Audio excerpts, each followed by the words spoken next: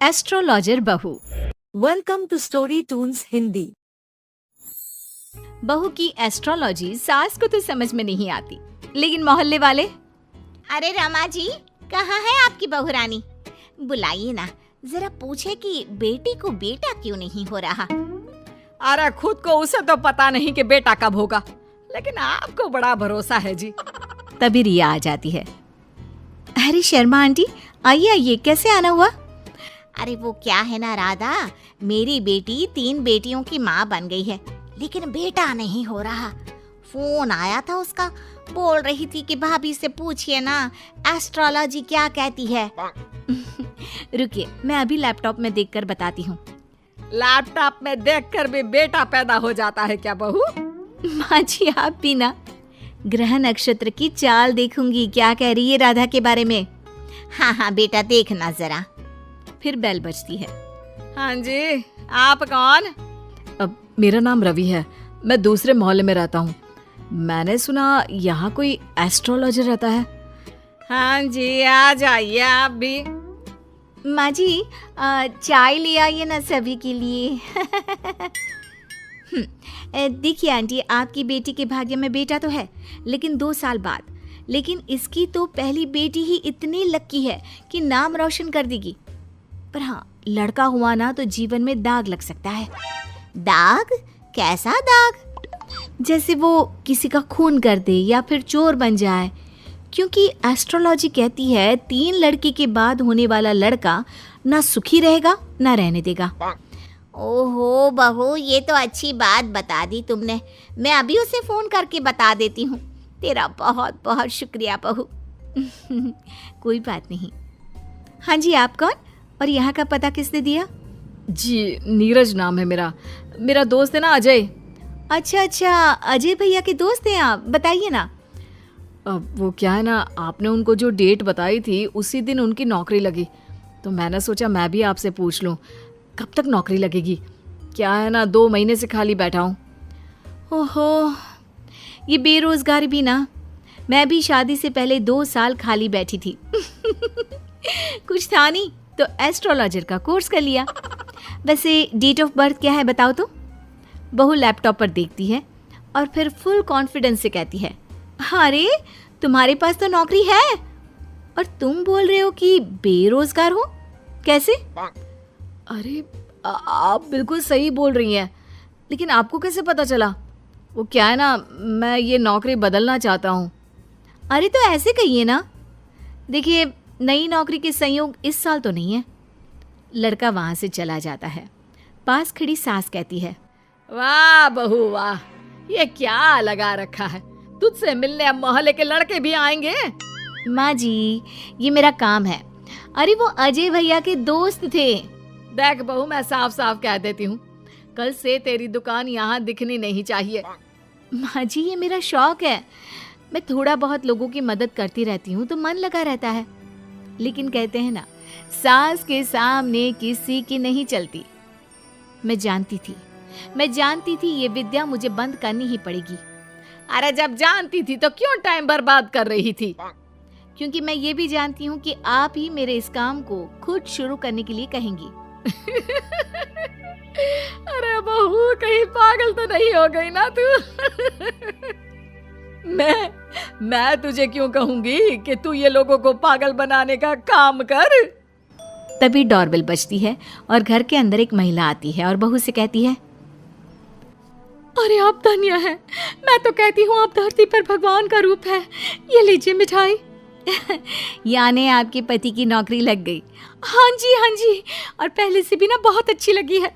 वो क्या है, हम लोग तो अब अमेरिका जा रहे हैं। सास दोनों को देखती रह जाती है। फिर उसके जाने के बाद, लीजिए खाइए, शुद्ध देसी घी की मिठाई है, 800 रुपए किलो। खाइए खाइए, अब तो आगे से वैसे भी खरीद कर खानी पड़ेगी। अरे मंजूर है, लेकिन तेरा यूं लोगों के बीच बकवास करना मुझे बिल्कुल पसंद नहीं है। क्या पता किस दिन कौन सर पर चढ़ जाए। माँ जी, घर की मुर्गी दाल बराबर सुना था, लेकिन बहू की प्रतिभा को यूं कम आंकना ठीक नहीं है। अरे हाँ, सब ठीक है। रात को पति घर आता है। अरे रिया, कैसा रहा दिन? आज कितनों के भूत भविष्य संभालिए, हाँ? अरे आपको नहीं पता, आपकी माँ ने मना कर दिया है। अरे क्यों भला, क्यों मना कर दिया माँ ने? इतना सही तो कर रही थी तुम। वो तो ठीक है, लेकिन तुम्हारी माँ को लगता है कि मैं जो बोलती हूँ वो हवा में उड़ती बात होती है। उन्हें मेरी विद्या पर भरोसा ही नहीं है। तुम बात क्यों नहीं करते? मैं करता हूँ बात, दीदी चली जाए उसके बाद। क्या दीदी आ रही है? कब? और तुमने मुझे बताया भी नहीं। अरे वो मैं ना भूल गया, माँ को बताया था, सॉरी। खैर, पति का सॉरी सुनना ही तो हर औरत का सपना होता है। तो कहानी में आगे। हाय रे माँ, यहाँ आकर ही सुकून मिलता है, नहीं तो जीवन में कितने टेंशन है। क्यों दीदी, क्या टेंशन है? माँ ने तो बताया कि आपकी जिंदगी में बड़े ऐश हैं। सास ससुर सर आंखों पर बिठा कर रखते हैं, और जीजा जी भी। माँ, तूने भाभी को कभी बताया नहीं क्या? क्या क्या नहीं बताया? अरे कुछ नहीं, ये अपना लैपटॉप खोलकर ढोंगी बाबा बन जाएगी। अरे कुछ भी मत बोलना इसके आगे। छोड़िए दीदी आप माँ की बातों को, मुझे बताइए क्या समस्या है? सही कहा भाभी, मैं वैसे भी आप सास बहू के चक्कर में नहीं पड़ती। वो क्या है ना भाभी, अब तक कोई बच्चा नहीं होने के कारण घर पर सभी परेशान रहते हैं, और अब तो मुझे भी अच्छा नहीं लगता। अरे बस इतनी सी बात? इतनी सी बात? देखा इसकी हरकत। चलिए मैं बताती हूँ कि कब होगा बच्चा आपको। रिया फटाफट कंप्यूटर लेकर बैठ जाती है और फिर, दीदी अगले महीने आपको बच्चा कंसीव होगा और फरवरी में वो आपकी गोद में होगा। वो क्या है ना, बच्चे वाली लाइन आपकी अब बनी है। देखो बाबा पाखंडी नाथ ने क्या कहा, अब तो तू चिंता छोड़ ही दे। लेकिन ये क्या, बिल्कुल वैसा ही होता है। और फिर बच्चा होने के बाद। क्यों सासू माँ, कौन सा महीना है? फरवरी बहू, सही कहा था तूने। जिसे 5 साल से बच्चा नहीं था, तूने तो सच भविष्यवाणी कर दी। अरे मान गए बहू। तभी बेटा आ जाता है मुंह लटकाए। अरे अब तुझे क्या हो गया, मामा बना है, खुश हो जा। माँ, मेरी नौकरी छूट गई है अचानक से, समझ में नहीं आ रहा कि घर कैसे चलेगा। उसकी चिंता ना कर। माँ क्या हो गया? वो बोल रहे हैं कि नौकरी छूट गई है और आप कह रहे हैं कि चिंता ना कर। हाँ, क्योंकि तू है ना, कल से तेरा काम शुरू बहू। और अगले दिन घर के बाहर बोर्ड लगा रहता है, रिया एस्ट्रोलॉजी सेंटर। किसी भी तरह की हो समस्या, समाधान सिर्फ 1000 रुपए में। माँ जी, मैंने ये भी कहा था ना कि मेरे काम को आप ही वापस शुरू करवाएंगी।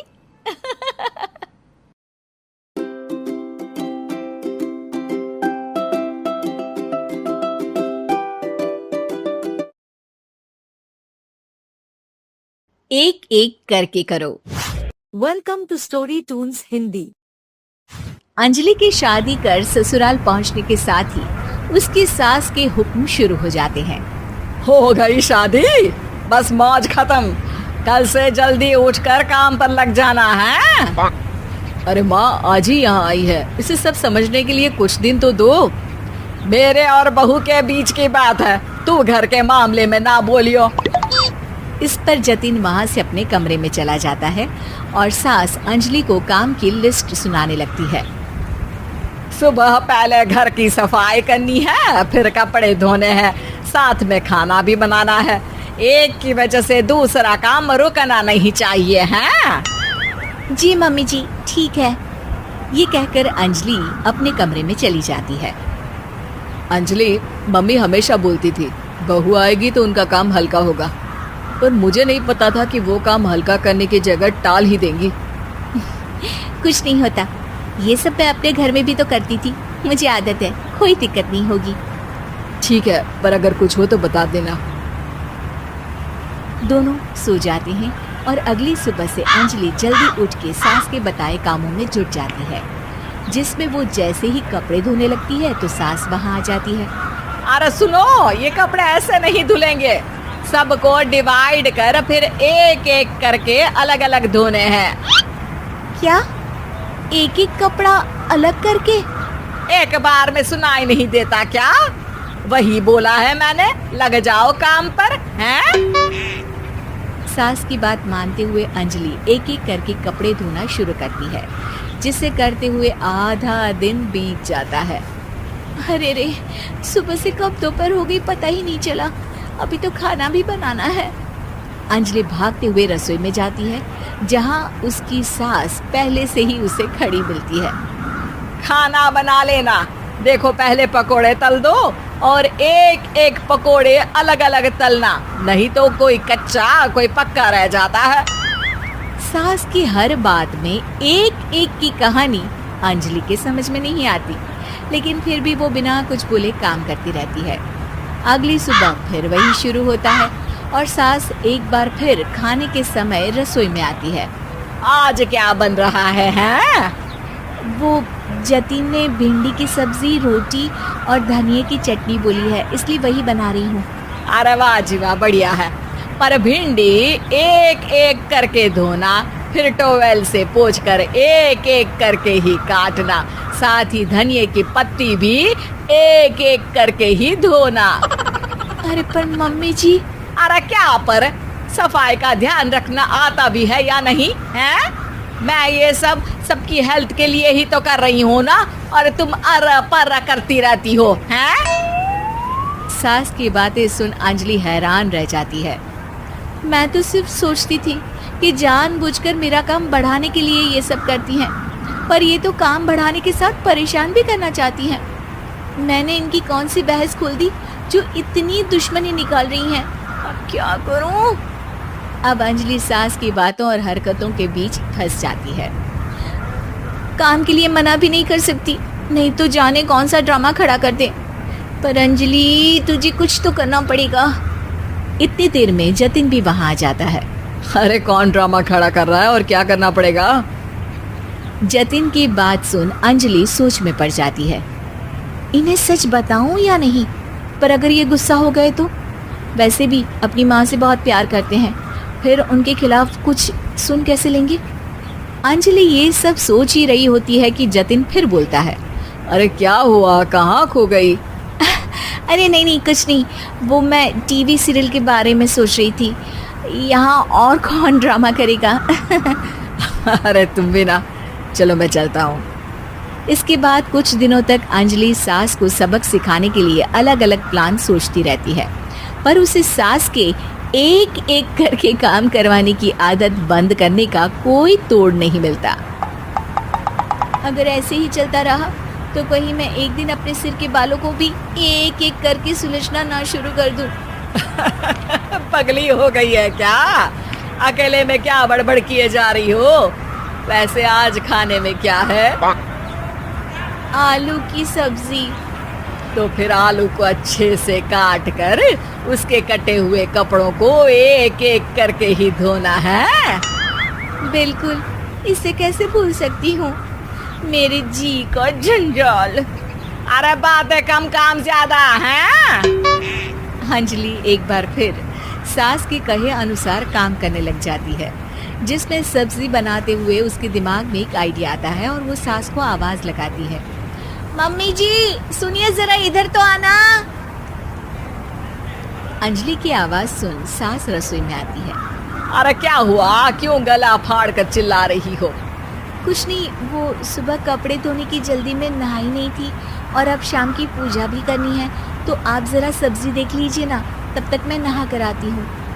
अंजलि सास को रसोई में छोड़कर नहाने चली जाती है। इसी तरह देखते देखते 4 घंटे बीत जाते हैं, लेकिन अंजलि बाथरूम से बाहर ही नहीं निकलती, जिसे देख सास उसे आवाज लगाती है। अरे बाथरूम में ही समाधि लगा ली क्या? यहाँ सब्जी बनकर ठंडी भी हो गई और अभी तक तेरा नहाना खत्म नहीं हुआ। मम्मी जी जैसे आप कहती हैं ना, मैं वैसे ही एक एक करके अपने बाल शैम्पू कर रही हूँ। तो अभी 3 घंटे और लगेंगे, तब तक काम और जतिन को खाना सर्व करना आप संभाल लेना। इस तरह अपने नहले पर बहू का दहला देख सास शॉक्ड रह जाती है, जिसके बाद से घर में एक एक करके करने का आलाप बंद हो जाता है।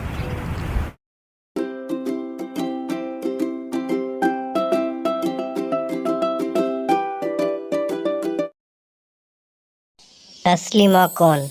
Welcome to Story Toons Hindi. मेधा शुरू से ही पढ़ने में होशियार और मेधावी छात्रा थी। अच्छी पढ़ाई के बाद अच्छा कॉलेज सिलेक्शन और फिर बहुत अच्छी जॉब। तूने तो मेरा नाम रोशन कर दिया मेधा।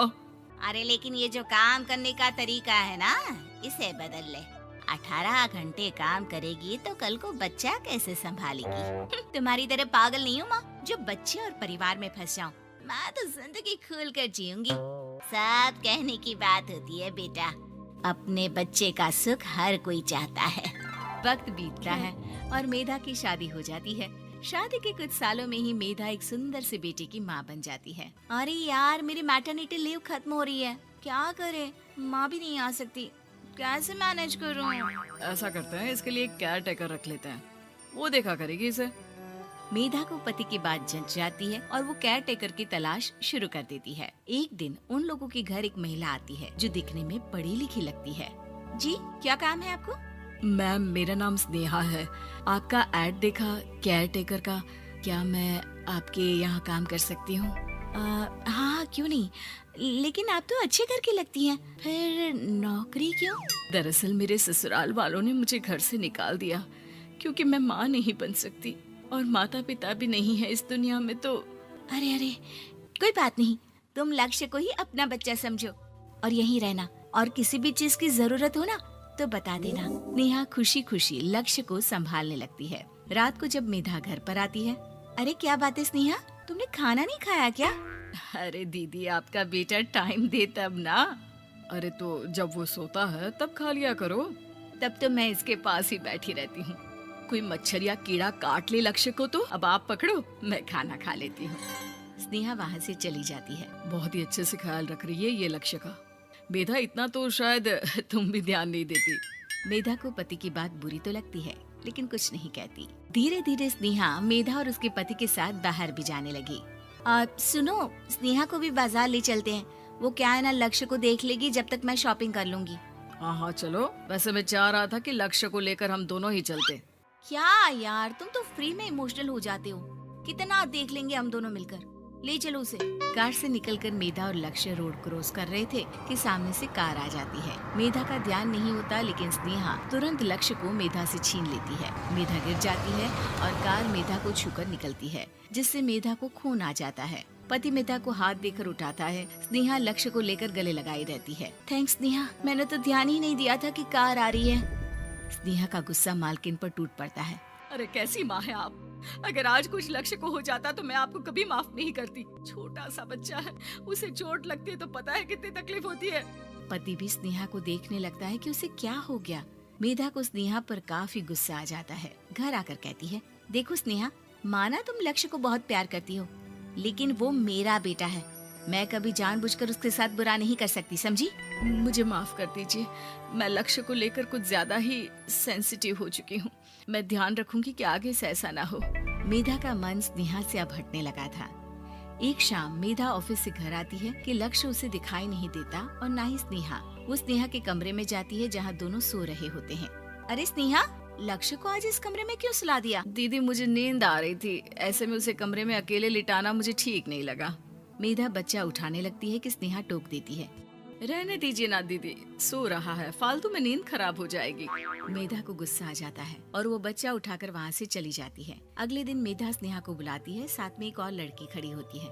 स्नेहा, अब तुम अपना कुछ और देख लो। हम लोगों को नई केयर टेकर मिल गई है, तुम इस हफ्ते घर छोड़ देना।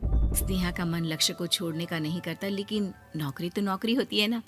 स्नेहा घर से चली जाती है। धीरे धीरे महीने और साल बीतते जाते हैं और लक्ष्य एक नौजवान लड़का हो जाता है। लक्ष्य, आज मुझे मंदिर जाना है, ले चलोगे? ठीक है माँ, एक काम करके अभी वापस आता हूँ, तब तक आप और पापा दोनों तैयार हो जाइए। दोनों तैयार होकर बैठ जाते हैं, लेकिन लक्ष्य काफी देर तक नहीं आता। अरे मेधा, फोन तो करो लक्ष्य को, देखो क्या हो गया उसे।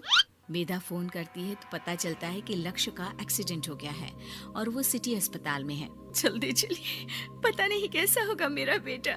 अरे चिंता ना करो, सब ठीक होगा, मैं अभी कार निकालता हूँ। दोनों मियाँ बीवी अस्पताल पहुंचते हैं, जहां वो लोग देखते हैं कि लक्ष्य बिस्तर पर पड़ा होता है। एक महिला इन्हें यहाँ लेकर आई है, वो वहाँ बैठी है।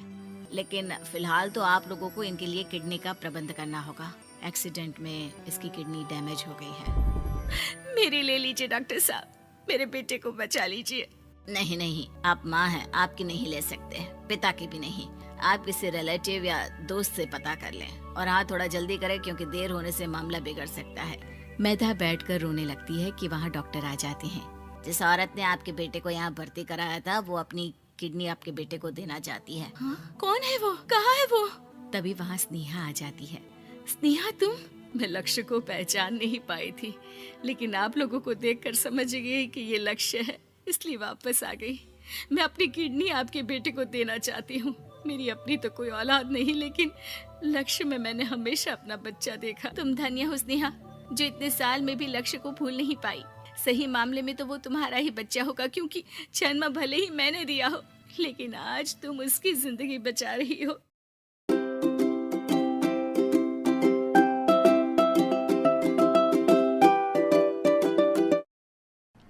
एयर होस्टेस बहू। Welcome to story toons Hindi. लंबी गोरी सुंदर दिखने वाली आन्या को एयर होस्टेस बनने का शौक था। वो दिन हो या रात सिर्फ एयर होस्टेस बनने के सपने देखती, वैसे ही वीडियो देखती और वैसे ही बोला करती थी। एक बार उसे देखने लड़के वाले आते हैं। आन्या बेटा आओ, मेहमान आ गए हैं। आन्या बाहर आती है। वो एयर होस्टेस की ड्रेस पहनी होती है। आन्या मेहमानों से बिल्कुल एयर होस्टेस की तरह बात करती है। आप सभी लोगों का हमारे शर्मा हाउस में स्वागत है। उम्मीद है आप लोगों को हमारे घर की मेहमान नवाजी के साथ ही मैं काफी पसंद आऊंगी। आप लोगों से निवेदन है कि अगले आदेश तक अपनी सीट की बेल्ट बांध ले, हम जल्द ही उड़ने वाले हैं। होने वाली सास बोल पड़ती है। उड़ने वाले हैं? अरे कहाँ उड़ने वाले हैं? ये किसी घर में आए हैं या प्लेन में? क्या है भाई साहब, ये आपकी बेटी को क्या हो गया है? तब आन्या की माँ जवाब देती है। वो क्या है ना, थोड़ी मजाक या किस्म की है हमारी बेटी। वो तो दिख ही रहा है। वैसे क्या आन्या बेटी, एयर होस्टेस हो क्या आप? हो नहीं, पर हो जाऊंगी। 2 राउंड क्लियर है, बस अब तीसरे राउंड के बाद ज्वाइनिंग, फिर मैं बन जाऊंगी एयर होस्टेस। वाह वाह, सुना है एयर होस्टेस खूब कमाती है। और नहीं तो क्या, हर ट्रिप के पैसे, ऊपर से विदेश घूमो। मैं तो जल्द ही उड़ जाऊंगी। आन्या की बात सुनकर सास को लालच आ जाता है। वो मन ही मन सोचती है, मजा आ जाएगा, मैं भी बहू के साथ कभी अमेरिका तो कभी कनाडा। उधर आन्या मन में सोच रही होती है, ये रिश्ता मेरे लिए ठीक रहेगा। चुस्त लग रही है बुढ़िया, अपना घर संभालेगी, मैं प्लेन में, ये घर में। और फिर हंसते हंसते ही आन्या के मुंह से निकल जाता है, वो क्या है ना, मुझे तो रिश्ता मंजूर है जी। अरे बेटा, तूने तो मेरे मुंह की बात छीन ली। मुझे भी तो बहू के रूप में बहुत मंजूर है। तो बताइए कब की टिकट कटनी है मेरी? अरे कोई मुझसे भी तो पूछ ले कि मुझे शादी करनी है कि नहीं। ओ माय गॉड, एक एयर होस्टेस ने शादी के लिए हाँ कर दी है, तो तुमसे क्या पूछना। खैर अब मैं चलती हूँ, नमस्कार। आन्या का एयर होस्टेस बनने वाला भूत चढ़ता ही चला जाता है। खैर विवेक की शादी आन्या से हो जाती है। शादी के बाद बहू क्या बात है, लाल सी ड्रेस में बिल्कुल परी लग रही हो। बुढ़िया तू क्या सोच रही है मैं सब जानती हूँ। ये मेरे साथ लटकना चाहती है, गंवार कहीं की। अरे क्या सोच रही है बिटिया, मुझे घूर घूर कर देख रही है। अच्छा मैं ये कह रही थी कि मैंने सुना है वैष्णो देवी जाने के लिए प्लेन से जाओ तो 2 घंटे में दर्शन हो जाते हैं। वो क्या है ना, माता के दरबार में मत्था टेकने का मन था। हाँ हाँ क्यों नहीं, मैं टिकट करती हूँ ना आपकी। बहू वहाँ से चली जाती है। रात को खाने की टेबल पर सभी से निवेदन है कि खाने का सामान परोस दिया गया है, जल्दी जलपान कर ले। सहयोग के लिए शुक्रिया। सभी को आन्या की बातें अजीब तो लगती है, लेकिन करे क्या, बहू जो ठहरी। लेकिन फिर एक रोज रात को, हाँ मुझे नींद ही नहीं आ रही, क्या करूं मैं। क्यों, क्या हो गया? नींद क्यों नहीं आ रही? वो क्या है ना, धरती पर सोने की आदत नहीं है ना, मुझे तो आकाश में सोना है, जहाँ से बादल दिखे। ये क्या, घर के अंदर सड़ी सी छत और रेलवे का पंखा चलता दिख रहा है। अरे यार, बड़ी अजीब हो। घरों में तो लोग ऐसे ही सोते हैं ना। सोते होंगे, मुझे आदत नहीं है। मैं छत पर झूला लगाकर सोई हूँ। झूला हिलेगा तो मुझे लगेगा फ्लाइट में गोते खा रही हूँ आकाश में। मैं तो चली। अब क्या था, ठंडी हवा के बीच बहू छत पर सोकर उठती है तो उसे सर्दी लगी होती है। अच्छी, अच्छी, अच्छी। अरे क्या हो गया बहू? तू तो बोल रही थी मुझे जम्मू लेकर जाएगी। तू तो पहले से ही बीमार होकर बैठ गई। मैंने तो पैकिंग भी कर ली है, अब उड़ा कर ले चल। अच्छी, यहाँ नाक की दही बनी हुई है और इन्हें जम्मू घूमना है। हाय रे, लगता नहीं कि ये एयर होस्टेस बहू कभी मुझे प्लेन की सैर भी कराएगी। अरे क्या हो गया माँ, काहे रोई जा रही हो? बेटा, मैंने सोचा था कि बहू उड़न खटोले में लेकर मुझे घूमेगी, लेकिन इसके नखरे झेलते झेलते मैं तो थक गई हूँ। तभी बहू आ जाती है। अच्छी, आप लोग खड़े क्यों हो? मुझे खड़े हुए लोग देखने की आदत नहीं है। कृपया अपनी अपनी सीट पर बैठ जाएं और खिड़की से बाहर देखें, साथ ही सीट बेल्ट बांध ले। देखो आन्या, ये एयर होस्टेस वाली जॉब बाहर तक ठीक है, लेकिन तुम ये घर पर जो अजीब सा व्यवहार करती हो ना, ये मुझे बिल्कुल भी पसंद नहीं है। तुम क्या समझो मेरी नौकरी की कद्र? ठेले में बैठ बैठ कर बस ठेले हो गया हूँ। मैं एयर होस्टेस हूँ। पता है हवाई टिकट कितने की आती है? लोग एक बार बैठने के लिए मरते हैं, मैं तो रोज 2 बार घूमती हूँ। और सासू माँ, मैं आपकी तरह खाना बनाने वाली औरत नहीं हूँ, समझ गई? बड़े ही घमंड से बोलने वाली बीवी का ये लहजा पति को बिल्कुल पसंद नहीं आता। वो ठेला नहीं, शोरूम है। जिसे तुम काम बोल रही हो वो मेरा जमा जमाया बिजनेस है, जिसे देखकर तुम्हारे मम्मी पापा ने मेरी शादी की थी। अरे हम लोगों की फ्लाइट में तो माल्या से लेकर मोदी आते हैं। हाँ हाँ, आते होंगे, लेकिन भागने के लिए, घूमने के लिए नहीं। जो भी हो, है तो बिजनेसमैन ही ना। हाँ, तो वो कौन सा तेरे से शादी करने को भाग रहे हैं बहू? पानी ही पीते हैं ना तेरे हाथ से, कोई बिजनेस एडवाइजरी तो नहीं लेते क्यों? अरे घूम घूम कर खाना, चाय और पानी ही तो बांटती है ना तू। जैसे जमीन पर वेटर होते हैं, तू बस इंग्लिश में गिटपिट करती है और तू हवा की वेटर है। जब देखो तब घमंड करती रहती है। सास के मुंह से पहली बार कड़े शब्द सुनकर आन्या रोने लगती है कि तभी ससुर उसके सपोर्ट में आ जाते हैं। देख भाग्यवान, एयर होस्टेस की जॉब भले ही खाना या पानी देने की हो, लेकिन आपदा के वक्त इन लोगों की बड़ी जिम्मेदारी होती है एक एक पैसेंजर का ख्याल रखना। काम काम होता है, वो छोटा बड़ा नहीं होता। आन्या को ससुर की बात से थोड़ा सहारा मिलता है, लेकिन तभी पति, माना पापा वो काम है, लेकिन काम को अपने सर पर चढ़ा लेना कहाँ तक सही है? मैं बिजनेसमैन हूँ, घर का सामान बेचता हूँ, तो इसका मतलब ये नहीं कि घर को ही बेच दूंगा। माँ घर पर रहती है, खाना बनाती है, तो इसका मतलब ये नहीं कि लोगों के घर जाकर खाना बनाएगी या फिर घर को होटल बना देगी। पापा, काम को घर के बाहर तक ही रखना सही है। मुझे माफ़ कर दो, मैं आज के बाद कभी भी अपने जॉब को घर के बीच नहीं लाऊंगी। मैं समझ गई जैसे दूसरी नौकरी है वैसे ही एयर होस्टेस की जॉब भी है। मैं इस नौकरी के चक्कर में ज़्यादा ही पागल हो गई थी। मैं वादा करती हूँ, मैं या तो ये नौकरी नहीं करूँगी या फिर अपनी हद में ही रहूँगी।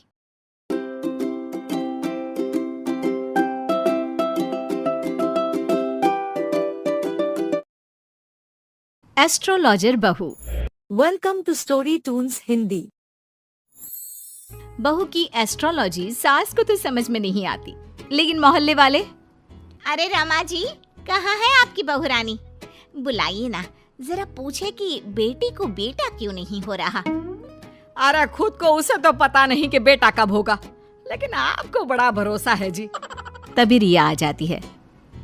अरे शर्मा आंटी, आइए आइए, कैसे आना हुआ? अरे वो क्या है ना राधा, मेरी बेटी 3 बेटियों की माँ बन गई है, लेकिन बेटा नहीं हो रहा।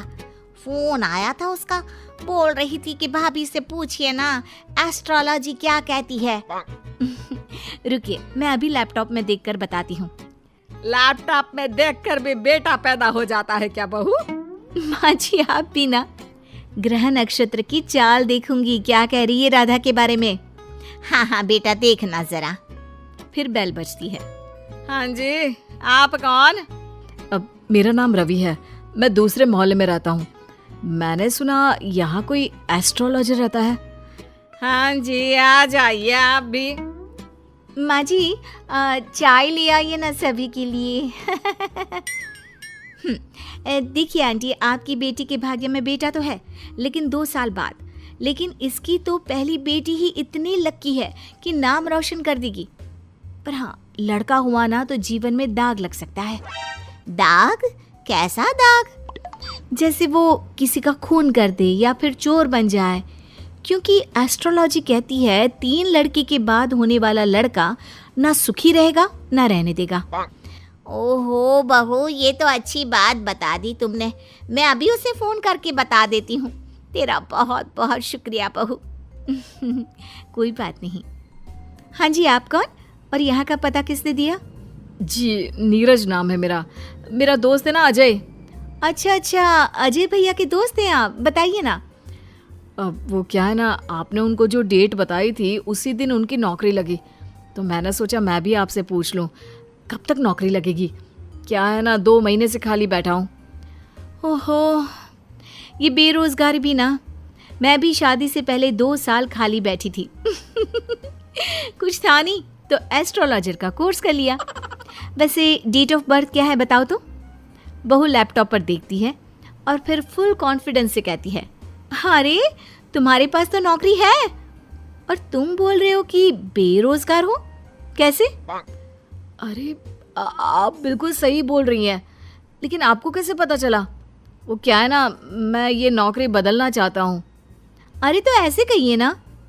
देखिए, नई नौकरी के संयोग इस साल तो नहीं है। लड़का वहाँ से चला जाता है। पास खड़ी सास कहती है, वाह बहू वाह, ये क्या लगा रखा है? तुझसे मिलने अब मोहल्ले के लड़के भी आएंगे। माँ जी ये मेरा काम है। अरे वो अजय भैया के दोस्त थे। देख बहू, मैं साफ साफ कह देती हूँ, कल से तेरी दुकान यहाँ दिखनी नहीं चाहिए। माँ जी ये मेरा शौक है। मैं थोड़ा बहुत लोगों की मदद करती रहती हूँ तो मन लगा रहता है। लेकिन कहते हैं ना, सास के सामने किसी की नहीं चलती। मैं जानती थी ये विद्या मुझे बंद करनी ही पड़ेगी। अरे जब जानती थी तो क्यों टाइम बर्बाद कर रही थी? क्योंकि मैं ये भी जानती हूँ कि आप ही मेरे इस काम को खुद शुरू करने के लिए कहेंगी। अरे बहू, कहीं पागल तो नहीं हो गई ना तू? मैं तुझे क्यों कहूंगी कि तू ये लोगों को पागल बनाने का काम कर।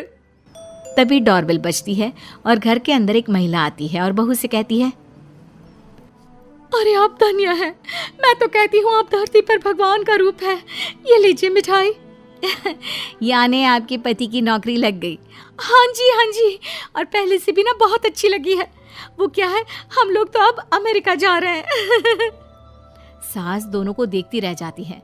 फिर उसके जाने के बाद, लीजिए खाइए, शुद्ध देसी घी की मिठाई है, 800 रुपए किलो। खाइए।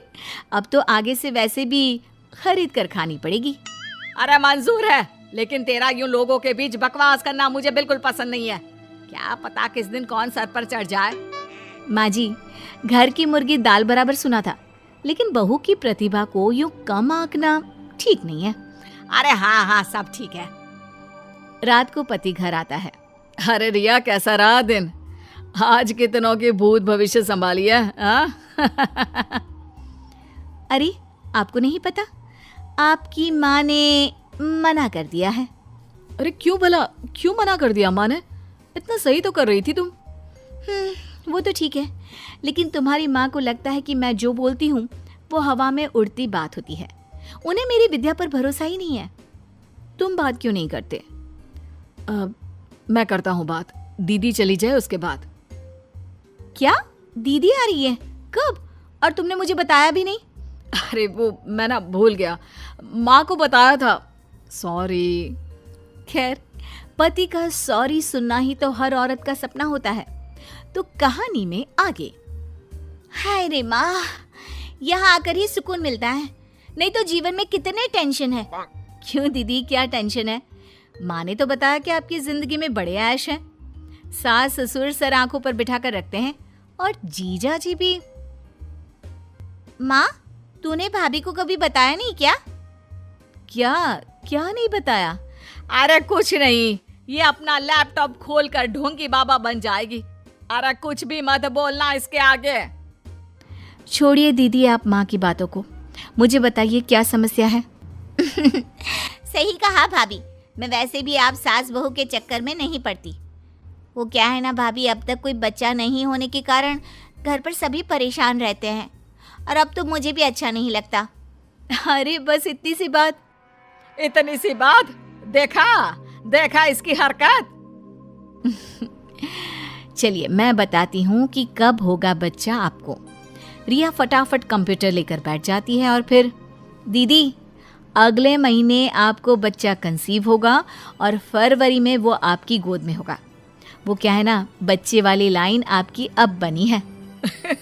देखो बाबा पाखंडी नाथ ने क्या कहा, अब तो तू चिंता छोड़ ही दे। लेकिन ये क्या, बिल्कुल वैसा ही होता है। और फिर बच्चा होने के बाद। क्यों सासू माँ, कौन सा महीना है? फरवरी बहू, सही कहा था तूने। जिसे 5 साल से बच्चा नहीं था, तूने तो सच भविष्यवाणी कर दी।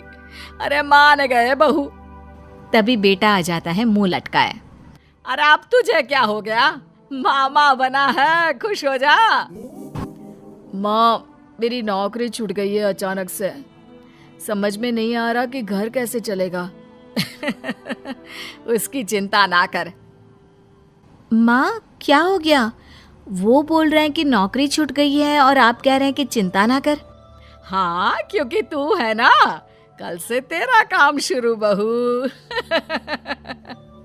और अगले दिन घर के बाहर बोर्ड लगा रहता है, रिया एस्ट्रोलॉजी सेंटर। किसी भी तरह की हो समस्या, समाधान सिर्फ 1000 रुपए में। माँ जी, मैंने ये भी कहा था ना कि मेरे काम को आप ही वापस शुरू करवाएंगी।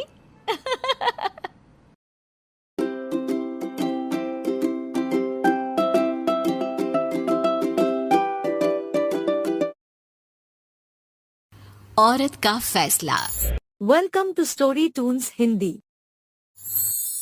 नैतिक मूल्यों से ये कहानी भले ही आपको इंसाफ करती ना दिखे, लेकिन जिम्मेदारियों की नजर से देखेंगे तो शायद कुछ समझ में आए। ये क्या है बहू, सुबह से घर का काम करती रहती है, फिर ऑफिस जाती है और बच्चों में लगी रहती है। अरे ऑफिस क्यों नहीं छोड़ देती, या फिर घर के लिए कोई नौकरानी रख ले। कैसी बात कर रही है माँ? जानती तो है ना अभी इनके ऊपर कितना लोन है। थोड़ा ही सही मदद कर देती हूँ तो अच्छा लगता है, और अभी उनको मेरे पैसे की जरूरत भी तो है। सुधा चंदर को बचपन से प्यार करती थी। एक ही मोहल्ले में खेल कूद कर बड़े हुए दोनों। जहाँ सुधा संपन्न परिवार से थी, तो वहीं चंदर का परिवार आर्थिक परेशानियों से जूझता ही रहा। लेकिन सुधा की जिद के आगे किसी की नहीं चली। सुधा, कल ऑफिस जल्दी जाना है और 2 दिन के लिए गुजरात ऑफिस के काम से भी जाना होगा। अरे कैसी बात कर रहा है बेटा, बहू को अगले महीने बच्चा होने वाला है, इस वक्त तो उसके साथ रहे। अरे कोई बात नहीं ना माँ, उनको जरूरी काम होगा, वरना मेरा चंदर ऐसे वक्त में मुझे छोड़कर कभी नहीं जाता। चंदर सुबह घर से निकलता तो आधी रात को घर में घुसता, वो भी शराब के नशे में। चंदर की माँ उसे खूब समझाती। अरे माँ, देख रही हो ना कितना कर्जा है सर पर, काम करना पड़ता है। दिन रात काम नहीं करूँगा तो घर कैसे चलेगा। अरे लेकिन बहू को भी तो देख लिया कर, इस हालत में भी घर का बाहर का सारा काम करती है। चंदर तो जैसे माँ की बात सुनकर भी अनसुना कर देता है। ऑफिस के बाद चंदर का फोन माँ के पास आता है। माँ, वो ऑफिस के काम से आज रात के लिए पास के शहर के ऑफिस जाना पड़ रहा है, कल सुबह आ जाऊंगा। सुधा रात को कमरे में सो रही होती है कि उसके पेट में दर्द होता है। सुधा चंदर को वीडियो कॉल करती है। इनको फोन कर लो, शायद कुछ आराम मिले। लेकिन 10 बार फोन करने पर भी वो सुधा का फोन नहीं उठाता। ऑफिस के काम से गए हैं, हो सकता है बिजी हो। कितनी मेहनत कर रहे हैं हम लोगों के लिए। सुधा सो तो जाती है, लेकिन अकेले उसे कमरे में डर लगता है। अगले रोज चंदर घर आता है, जहाँ सुधा ऑफिस जाने के लिए तैयार हो रही थी। तुम आज भी ऑफिस जाओगे? कल रात भर तो ड्यूटी की है, थक जाओगे, छुट्टी ले लो ना। अरे नहीं नहीं, कैसी बात कर रही हो, ये तो पॉसिबल ही नहीं है। अच्छा रुको, मैं जल्दी से तुम्हारा खाना और नाश्ता बना देती हूँ। बेचारी सुधा ऑफिस जाना छोड़कर लग जाती है पति के लिए खाना बनाने, उसके कपड़े प्रेस करने और जरूरत का सामान मुहैया कराने के लिए। हो सके तो रात की ड्यूटी मत लिया करो ना, मुझे बहुत डर लगता है। अरे यार क्या है, तुम तो ऐसे बिहेव कर रही हो कि तुम ही अकेली हो जिसे बच्चा होने वाला है। इतने लोगों के पति जो काम के सिलसिले में बाहर होते हैं, उनका क्या? सुधा को चंदर के मुंह से ये बातें अजीब लगती है। अरे हुआ क्या है तुमको? पहले तो तुम मेरा कितना ख्याल रखते थे, मेरे पास रहते थे, मेरी दवा से लेकर खाने पीने तक का सारा ख्याल, और अब इस बार तो तुम एक दफा भी मेरे साथ डॉक्टर के पास नहीं आए, क्यों? अरे पागल हो गई हो क्या? पागल वाली बात कर रही हो? काम धंधा देखो या फिर तुम्हें लेकर टहलता फिरो। और मुझे शुक्रवार की रात को काम से निकलना है, सोमवार आऊंगा। सुधा को समझ में नहीं आता कि क्यों अचानक से चंदर को फील्ड का काम मिल गया है। लेकिन एक दिन, सुधा, मैं और चंदर जरा एक रिश्तेदार के घर जा रहे हैं, तुम भी तैयार हो जाओ, घर में अकेली कैसी रहोगी? अरे नहीं नहीं, इस हालत में इसे लेकर जाना ठीक नहीं है। अरे लेकिन मैं ऑफिस भी तो जाती हूँ, फिर घर में अकेले। चंदर उसकी कोई बात नहीं सुनता। वो सीधा कार निकाल कर माँ को लेकर चला जाता है। सुधा घर के काम में लग जाती है कि अचानक उसकी नजर चंदर के बैग पर पड़ती है, जिसमें एक कागज दिखाई देता है। इनकी कागज भी ना इधर उधर फैले होते हैं, एक भी खो जाएगा तो बवाल करेंगे। लेकिन जैसे ही सुधा वो कागज खोल कर देखती है तो वो सदमे में आ जाती है। दरअसल वो कागज नहीं, बल्कि चंदर और उसके ऑफिस में काम करने वाली लड़की चांदनी की गोवा की टिकट होती है। सुधा चंदर के बैग को खोलकर देखती है तो उसे होटल के बिल से लेकर महंगे गिफ्ट्स और दूसरे शहरों के टिकट मिलते हैं। सुधा को समझते देर नहीं लगती कि उसका पति किसी और लड़की के साथ है। चंदर के आने पर सुधा उससे बात करती है। अरे नहीं नहीं, ऐसा कुछ नहीं है, तुमको गलत फहमी हो गई है। लेकिन जब सुधा के सवाल तीखे हो जाते हैं तो चंदर को अपनी गलती माननी पड़ती है और वो सुधा से माफी मांग लेता है। सुधा फैसला कर लेती है कि वो चंदर को छोड़ देगी। बच्चे और सामान को लेकर वो घर से निकल ही रही होती है कि सास उसे रोकती है। कहाँ जाएगी बेटा, रुक जा। चंदर को सुधा का जाना खल नहीं रहा था। वो झूठे मुंह भी उसे रोकने की कोशिश ही नहीं कर रहा था। सुधा चंदर को देखती है और मायके चली जाती है। मायके में माँ कहती है, अरे ऐसे कैसे घर छोड़कर आ गई? कौन सा चंदर तुझे छोड़ रहा था? माफी तो मांग ली थी ना। देखो बेटा, बेटी डोली में जाती है और अर्थी में ही निकलती है। पर पापा, मेरा आत्मसम्मान, उसका क्या? आपने मुझे पढ़ाया लिखाया है, इस लायक बनाया कि मैं खुद का खर्चा उठा सकूं, बेटी को पढ़ा सकूं, एक अच्छा जीवन पाऊं। अरे लेकिन पति की जरूरत तो होती है ना सुधा दीदी, और अगर आपको नहीं है तो इस बच्ची का सोचो जो अपने पिता से इस कदर जुड़ी है। आने वाले बच्चे की सोचो जिसके आने से पहले ही आपने पिता का प्यार से दूर करने की सोच ली। सुधा फोन देखती है लेकिन चंदर का कोई कॉल नहीं होता। वो समझ नहीं पाती कि अपने आत्मसम्मान के बारे में सोचे या बच्चों के बारे में। मम्मी, हम नाना नानी के घर से दादी और पापा के पास कब जाएंगे? नहीं जाएंगे बेटा, अब यहीं रहेंगे। नहीं मम्मी, मैं पापा के पास जाऊंगी, मुझे दादी के साथ रहना है। और मेरे साथ? हाँ, आपके साथ भी तो, सबके साथ माँ। देखो सुधा दीदी, आपके सर पर पिता का साया होना जरूरी होता है। अपने घमंड के लिए पिता और बेटी को अलग मत करो। सुधा अब सामान उठाकर अपने ससुराल जाने लगती है, लेकिन मन में सवाल रह जाता है कि जिसे दुनिया घमंड समझ रही है वो उसका आत्मसम्मान था। चंदन ने माफी जरूर मांग ली, लेकिन कभी ये एहसास नहीं दिलाया कि वो सिर्फ उसी का है।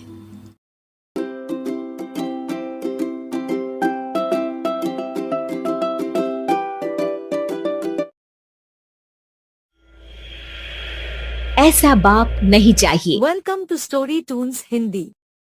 एक बड़े शहर में रतनलाल अपनी बेटी संध्या और छोटे बेटे कुणाल के साथ रहता है।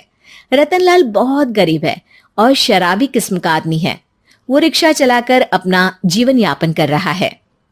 रतनलाल एक अधेड़ उम्र के आदमी योगेश्वर को कभी कभी अपनी रिक्शा से मार्केट या मंदिर छोड़ता है और कभी कभी बाजार से उसका सामान भी ले आता है। एक दिन रतनलाल योगेश्वर से कहता है, साहब, आपके पास गाड़ी है, फिर भी आप कभी कभी रिक्शा से क्यों जाते हो?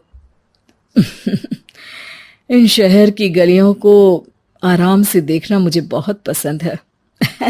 ठीक है साहब, मैं चलता हूँ, कल फिर आऊँगा। अरे रतनलाल, रुको तो। मैंने सुना है कि तुम अपनी बेटी को कुछ पैसों के बदले किसी को दे रहे हो। अभी किसी को बेचे नहीं तो क्या करे साहब।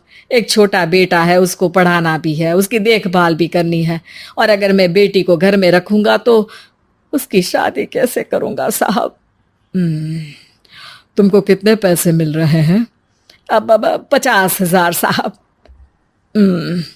देखो, मैं तुमको पूरे 20 लाख रुपए देता हूँ। तुम अपनी बेटी संध्या को मुझे दे दो। हैं? अब 20 लाख? धन्यवाद साहब, धन्यवाद। मैं कल ही उसे आपके पास छोड़ जाऊंगा साहब।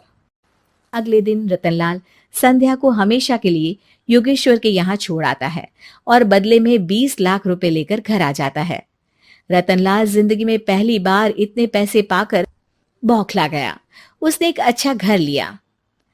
कुणाल, अब हमें कोई चिंता नहीं है, तो अब अच्छे से पढ़, खूब मन लगाकर पढ़ाई करना। पापा, मुझे पढ़ाई करना अच्छा नहीं लगता। अरे तूने अगर ज्यादा बकवास की ना तो बहुत मारूंगा।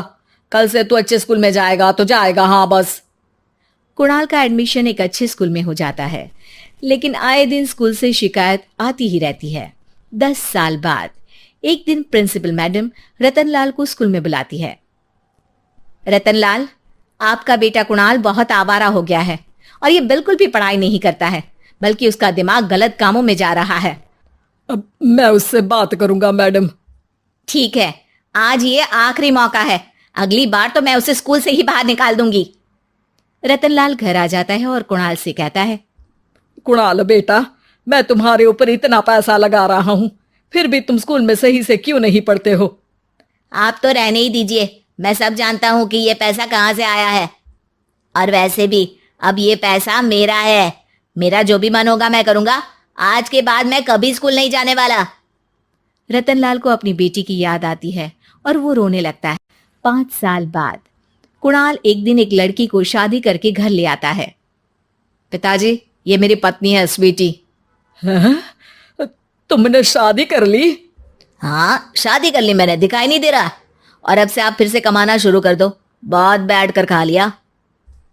कुणाल, तुम इस बुड्ढे को घर में क्यों रख रहे हो? देखो ना, ये शराब पीता है, इसे घर से बाहर निकाल फेंको। अरे स्वीटी, ये मेरे पापा है, कैसे बाहर निकाल दूं? और वैसे भी घर में कोई तो चाहिए ना काम करने वाला, नौकर समझ कर रख लो। इस बुड्ढी को तो घर से बाहर निकाल कर ही रहूंगी मैं कब तक इसके लिए खाना बनाऊंगी। स्वीटी एक दिन घर के बाहर पार्क में अपनी दोस्तों के साथ बैठी होती है। तभी वो रतनलाल को बुलाती है। पिताजी, मेरे कमरे में मैं अपना फोन छोड़ आई हूँ, जरा ला कर तो देना। हाँ, जरूर, अभी लेकर आता हूँ। रतनलाल फोन लेकर आ जाता है। कुछ समय बाद स्वीटी के फ्रेंड्स भी चले जाते हैं। स्वीटी अंदर आकर शोर मचाती है। चोर चोर! कहाँ है चोर? मुझे तो यहाँ कुछ नहीं दिख रहा। अरे ये अलमारी खुली पड़ी है, जरूर किसी चोर ने ही खोली होगी। अरे कौन आया था यहाँ? यहाँ तो पिताजी आए थे बस। अरे बहू, मैं चोर नहीं हूँ। मुझे तो आप पर अब बिल्कुल भी विश्वास नहीं है पिताजी, क्योंकि जब आप पैसे के लिए दीदी को बेच सकते हो तो आप चोरी भी तो कर ही सकते हो। अरे लेकिन वो सब तो मैंने तेरे भले के लिए किया था ना। मैं तो कहती हूँ कि हमें इनकी कमरे की तलाशी लेनी चाहिए। तुम बिल्कुल सही कह रही हो, चलो। स्वीटी और कुणाल दोनों रतनलाल के कमरे की तलाशी लेते हैं और उन्हें वहां स्वीटी की ज्वेलरी और पैसे मिल जाते हैं। मैं तो पहले ही जानता था कि चोर आप ही हो। निकल जाओ मेरे घर से और दोबारा अपनी शक्ल मत दिखाना। रतनलाल आंखों में आंसू लिए घर से निकल जाता है। स्वीटी मन ही मन सोचती है, आज तो मेरी प्लानिंग सफल हो गई। जैसा मैं चाहती थी ऐसा ही किया और बड़ी आसानी से उस बुड्ढी को चोरी का इल्जाम लगाकर घर से भगा दिया। रतनलाल की हालत अब ज्यादा खराब हो गई और वो सड़क पर बैठकर भीख मांगकर खाने लगा। एक दिन वहां एक गाड़ी आकर रुकी और सड़क पर बैठे सभी भिखारियों को अपने सेंटर ले गई। एनजीओ की मालिक संध्या एक एक करके सभी को सुविधा मुहैया कराती है। तभी उसकी नजर रतनलाल पर पड़ती है। पिताजी, संध्या तू? पिताजी आपकी ये हालत कैसे हुई? ये सब मेरे बुरे कर्मों की सजा है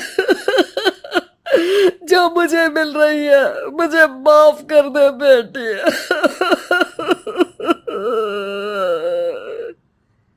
पिताजी, मैं आप पर बिल्कुल भी गुस्सा नहीं हूं, क्योंकि आपने मुझे यहाँ भेजकर अच्छा ही किया। मेरी जिंदगी बदल गई। लेकिन ये सब हुआ कैसे बेटा? आप ये नए कपड़े पहनो, तब तक मैं योगेश्वर अंकल को बुला कर लाती हूँ। योगेश्वर अंकल? हाँ अंकल। योगेश्वर जी ने तुझसे शादी नहीं की थी? नहीं तो पापा, उन्होंने तो मुझे पढ़ा लिखा कर इस काबिल बनाया है कि मैं आज सबकी सेवा कर पा रही हूँ। रतनलाल पश्चाताप करके रोता रहता है। तभी योगेश्वर भी वहां आ जाता है। रतनलाल जी, आपकी ये हालत कैसे हुई? इतने सारे पैसों के बावजूद भी? क्योंकि मैंने बेटे और बेटी में भेदभाव किया था। लेकिन आपने ये कैसे किया? मुझे ये जानना है, बताइए।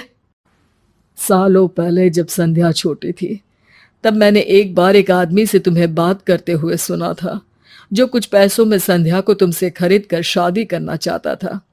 मैं उस समय एनजीओ में बच्चों के लिए ही काम कर रहा था और मैं किसी भी लड़की की जिंदगी खराब होते नहीं देख सकता था। इसलिए मैंने अपने जीवन की कमाई का एक बड़ा हिस्सा तुम्हें दे दिया था। सच में कितना गलत था मैं। मुझे माफ कर दो। अब आप दोनों मेरे साथ घर चलो और आज मैं अपना सच्चा प्रायश्चित करना चाहता हूं। योगेश्वर और संध्या रतनलाल के साथ घर जाते हैं। स्वीटी दरवाजा खोलती है। चोर भिखारी, तू फिर से आ गया? चल भाग यहाँ से बुड्ढे। ये घर तुम्हारे बाप का नहीं, मेरा है। बाहर निकलो यहाँ से। रतनलाल कुणाल और संध्या को घर से बाहर निकाल देता है। योगेश्वर जी, अब ये घर आपका है और अब आप यहाँ एक और एनजीओ खोल सकते हैं। शायद अब ये सच्चा प्रायश्चित है। संध्या अपने पिता के गले लग जाती है।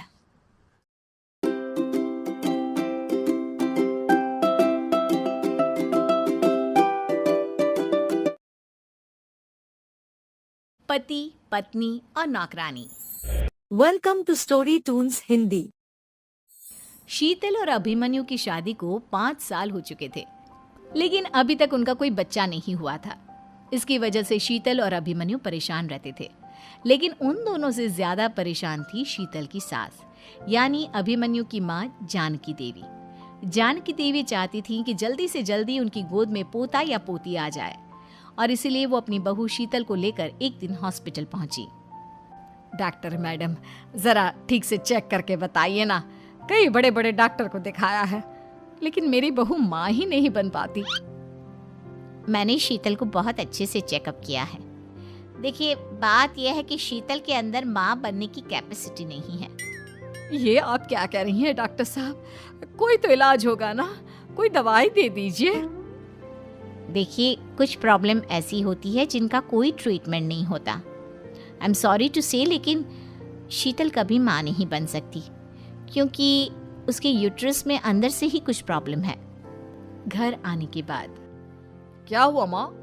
कहाँ लेकर गई थी आप शीतल को? अरे कहाँ लेकर जाती, डॉक्टर मैडम के पास ले गई थी। लेकिन तेरी बीवी तो कभी माँ बन ही नहीं सकती। मम्मी जी, इसमें मेरी क्या गलती? अगर अंदर से कोई प्रॉब्लम है तो उसमें मैं भी कुछ नहीं कर सकती। जानती हूँ, ये बात डॉक्टर के मुंह से सुन चुकी हूँ। अब दोबारा मेरे सामने इस बात का गाना मत गा। अरे माँ, परेशान होने की जरूरत नहीं है, हम सोचते हैं ना कुछ। अरे क्या सोचेगा तू? जब डॉक्टर कह चुका है कि तेरी बीवी माँ नहीं बन सकती, तो बता क्या सोचेगा तू? कहाँ से लाएगा बच्चा? माँ, ये तो मैं भी नहीं जानता। अभिमन्यु, क्यों ना हम अनाथ आश्रम से एक बच्चा गोद ले आए? क्या फर्क पड़ता है बच्चा हमारा हो या गोद लिया हुआ? हाय, बड़ी बातें बनाने वाली। क्या फर्क पड़ता है? अरे क्यों फर्क नहीं पड़ता? मुझे इस वंश को आगे बढ़ाने के लिए मेरे बेटे का खून चाहिए, किसी दूसरे का नहीं। लेकिन माँ, आप जानती हैं कि ये अब पॉसिबल नहीं है। मैं कुछ नहीं जानती। मैं किसी पराये की औलाद को इस घर में अपना पोता या पोती बन के बढ़ता हुआ नहीं देख सकती। मेरा वंश मेरे बेटे के खून से ही आगे बढ़ेगा। लेकिन मम्मी जी ऐसा कैसे हो पाएगा? आप अच्छी तरह जानती है ना, मेरा और अभिमन्यु का बच्चा नहीं हो सकता। तो मैं अपने बेटे की दूसरी शादी करवाऊंगी और अपनी दूसरी बीवी से ये मुझे बच्चा पैदा करके देगा। ये आप क्या कह रही हैं माँ? मैं किसी और से शादी नहीं करने वाला। मेरे रहते हुए आप अभिमन्यु की शादी किसी और से करवाएंगी मम्मी जी? आप ऐसा कैसे कर सकती हैं? तू बस देखती जा बहू, मैं ऐसा कैसे कर सकती हूँ। कुछ दिनों के बाद, अभिमन्यु, मैंने तेरे लिए लड़की ढूंढ ली है। माँ मैं आपको कितनी बार समझाऊं, मुझे किसी से शादी नहीं करनी है। पहले मेरी बात सुन। ये जो चमेली है ना, हमारे घर में काम करने आती है, वो तुझसे शादी करने के लिए तैयार है। मम्मी जी, आप अभिमन्यु की शादी एक नौकरानी के साथ करवाएंगी? वो इसलिए क्योंकि चमेली दिखने में बहुत खूबसूरत है, बच्चा भी सुंदर ही होगा। मम्मी जी, लेकिन एक बच्चे के लिए अपने बेटे की शादी नौकरानी के साथ करवाना, क्या ये सही है? अगर अभिमन्यु ने शादी नहीं की ना, तो मैं अपनी जान दे दूंगी। अब देख लो, अगर तुम्हें अपनी माँ की जान प्यारी है तो तुम्हें इस नौकरानी के साथ शादी करनी ही होगी। इस तरह जानकी देवी अपने बेटे अभिमन्यु की शादी नौकरानी चमेली के साथ करवा देती है। कुछ दिनों के बाद, नौकरानी से मालकिन बन के तो मजा आ गया। अब तो मैं इस घर की मालकिन हूँ। देखो, अपने आप को ज्यादा मालकिन समझने की कोशिश मत करो। एक बार तुम्हारा और अभिमन्यु का बच्चा इस दुनिया में आ जाए, उसके बाद तुम इस घर से हमेशा के लिए चली जाना। अरे जाओ जाओ, किसी और के आगे बातें बनाना। एक बच्चा तो पैदा नहीं कर सकी, बढ़िया आई। जाओ जाकर मेरे लिए कॉफी बना कर लाओ। नौकरानी मैं हूँ या तुम? मम्मी जी, देखिए ना शीतल मुझसे किस तरह से बात कर रही है। शीतल, तुम्हें पता है ना चमेली प्रेग्नेंट है, मेरे बेटे के बच्चे की माँ बनने वाली है। वो जैसा कहती है वैसा करो। लेकिन मम्मी जी, वो मुझे नौकरों की तरह ट्रीट कर रही है।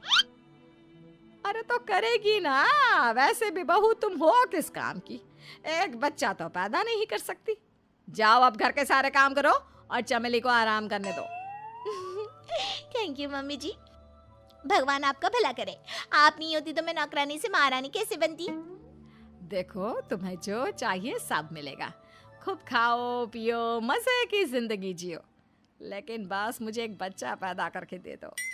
कुछ दिनों के बाद, मम्मी, बच्चे के लिए आपने मेरी शादी चमेली के साथ करवा तो दी, लेकिन दिन और रात का चैन मिट गया है। सारा दिन शीतल और चमेली की बहस चलती रहती है। अब शीतल को इस घर में रखने से क्या होगा? मैं तो कहती हूँ उसे घर से निकाल दो, है भी किस काम की। मैं ऐसा नहीं कर सकता माँ, वो मेरी पत्नी है, उससे बहुत प्यार करता हूँ मैं। तुम्हारी पत्नी चमेली है, चमेली, उससे प्यार करो। अरे तुम्हारे बच्चे को जन्म देने वाली है वो। अभिमन्यु, मैं खुद ही इस घर से चली जाती हूँ। वैसे भी अपने ही घर में नौकरों की तरह रहकर परेशान हो चुकी हूँ। घर की नौकरानी मेरे ऊपर हुक्म चलाती है, वो तुम्हारी पत्नी बन चुकी है। अब मेरा इस घर में क्या काम? अभिमन्यु के बार बार रोकने पर भी शीतल उस घर से चली जाती है। कुछ दिनों के बाद चमेली एक बच्चे को जन्म देती है। भगवान ने मेरी सुन ली, मेरे बेटे का घर भर गया, उसका अपना बच्चा इस दुनिया में आ गया। मम्मी जी, बच्चे को हाथ लगाने से पहले मेरी एक शर्त तो सुन लो। तुम कहना क्या चाहती हो चमेली? आपकी मम्मी को बहुत शौक था ना अपने पोते को खिलाने का। अब देखो, इस दुनिया में हर चीज की कोई ना कोई कीमत तो होती है। तुम अपनी आधी प्रॉपर्टी मेरे नाम कर दो, बच्चा तुम्हारे नाम। अरे लेकिन मैंने अपने बेटे से तुम्हारी शादी करवाई है, अब ये सौदेबाजी कहाँ से आ गई? जो औरत अपनी बहू को घर से निकाल कर एक नौकरानी के साथ अपने बेटे की शादी करवा दे, वो तो सौदेबाजी कर ही सकती है ना। उसका कैसे भरोसा कर सकते हैं? मुझे बस आप लोगों की प्रॉपर्टी चाहिए, उसके बाद ही बच्चे को आप हाथ लगा सकते हैं। मैंने कहा था ना मम्मी, आप गलत कर रही हैं। देखिए, उसका नतीजा आपके सामने है। जब शीतल को पता चलता है कि अभिमन्यु और चमेली का बच्चा दुनिया में आ गया है, तो वो अपने घर पहुंचती है। अभिमन्यु, कहाँ है आपका बच्चा? क्या मैं उसे देख सकती हूँ? कुछ भी मत पूछो शीतल, माँ की हुई एक गलती हम लोगों पर भारी पड़ रही है। वो नौकरानी अपनी औकात पर आ गई है और अब हमसे अपनी आधी प्रॉपर्टी मांग रही है, वो भी बच्चे के बदले में। एक बात कहूँ अभिमन्यु, आप उससे कुछ भी देने से मना कर दो। अरे कैसी बात कर रही हो? मेरे बेटे की औलाद है उसके पास, ऐसे कैसे मना कर दे? मम्मी जी, वो अभिमन्यु का बच्चा नहीं है, वो चमेली और उसके बॉयफ्रेंड का बच्चा है। ये तुम क्या कह रही हो शीतल? ये देखिए वीडियो, चमेली और उसका बॉयफ्रेंड आपस में बातें कर रहे हैं कि उन दोनों ने मिलकर आपको बेवकूफ़ बनाया है और अब इस बच्चे के बदले आपसे प्रॉपर्टी भी हड़प लेंगे। हे भगवान, ये मुझसे क्या हो गया? ना तो बच्चा मिला और अपने बेटे की नौकरानी के साथ शादी करवा दी सो अलग। अब क्या होगा? मुझे माफ़ कर दो शीतल, मेरी वजह से तुम्हें बहुत तकलीफ हुई है। अभिमन्यु, मैंने कहा ना, उस नौकरानी को उसके बच्चे सहित इस घर से बाहर निकाल दो। लगता है मेरे अभिमन्यु का बाप बनने का सपना अधूरा ही रह जाएगा। अभिमन्यु, अपनी मम्मी से कहो कि परेशान ना हो। आपको याद है एक बार हम एक IVF सेंटर गए थे, मैंने फिर से वहाँ जाकर बात की थी और आपको पता है इस बार मैं प्रेग्नेंट हूँ, क्योंकि हमने वहाँ पर प्रोसीजर करवाया था जिसकी वजह से मैं प्रेग्नेंट हो गई थी और इस बात का पता मुझे बस कुछ महीने पहले ही लगा है। हमारा बच्चा इस दुनिया में आने वाला है अभिमन्यु। मुझे माफ कर दो शीतल बहू, मुझसे बहुत बड़ी गलती हो गई। कोई बात नहीं माँ, लेकिन अब हमें उस धोखेबाज नौकरानी को इस घर से बाहर निकालना है और इस घर की मालकिन को वापस घर लाना है, वो भी अपने बच्चे के साथ।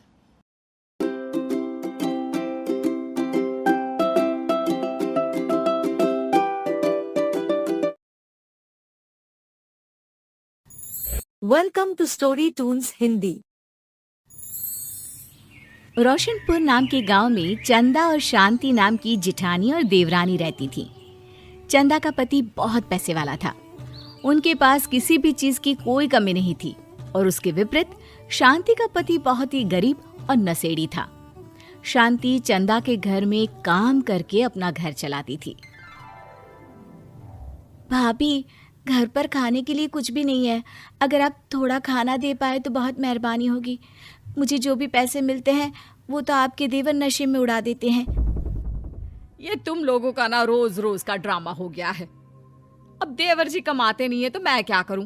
तुम्हारा पति तो तुम्हारी सारी कमाई दारू में उड़ा देता है, रहने दो भूखा उसे। अरे ऐसे मत बोलिए भाभी, आप तो जानती ही हैं कि वो मन के कितने साफ हैं, पर इस बेरोजगारी के कारण उन्हें दारू पीने की लत लग गई है। अरे अपना ये रोना गाना बाद में कर लेना, पहले काम निपटा ले घर का। मेरा और टाइम खराब ना कर। जा गेहूं पीस ले, फिर तुझे कपड़े भी धोने हैं। शांति रसोई घर में जाकर गेहूं पीसने लगती है। पीसते पीसते कुछ गेहूं वहां कपड़ों में गिर जाते हैं, जिसे देखकर उसके दिमाग में एक आइडिया आता है। क्यों ना ऐसे ही थोड़े गेहूं मैं अपने पल्लू में बांधकर घर ले जाऊं, फिर एक बर्तन में जमा कर लूंगी और उसे पीसकर रोटी बना लूंगी। कुछ दिन तो ऐसे ही चलता रहा, मगर फिर एक दिन चंदा ने शांति को ऐसा करते हुए देख लिया।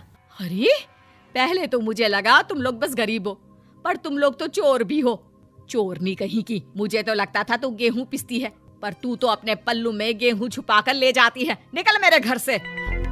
मुझे माफ कर दो भाभी, हमारे पास खाने के लिए एक दाना तक नहीं था, इसलिए मुझे ये सब करना पड़ा।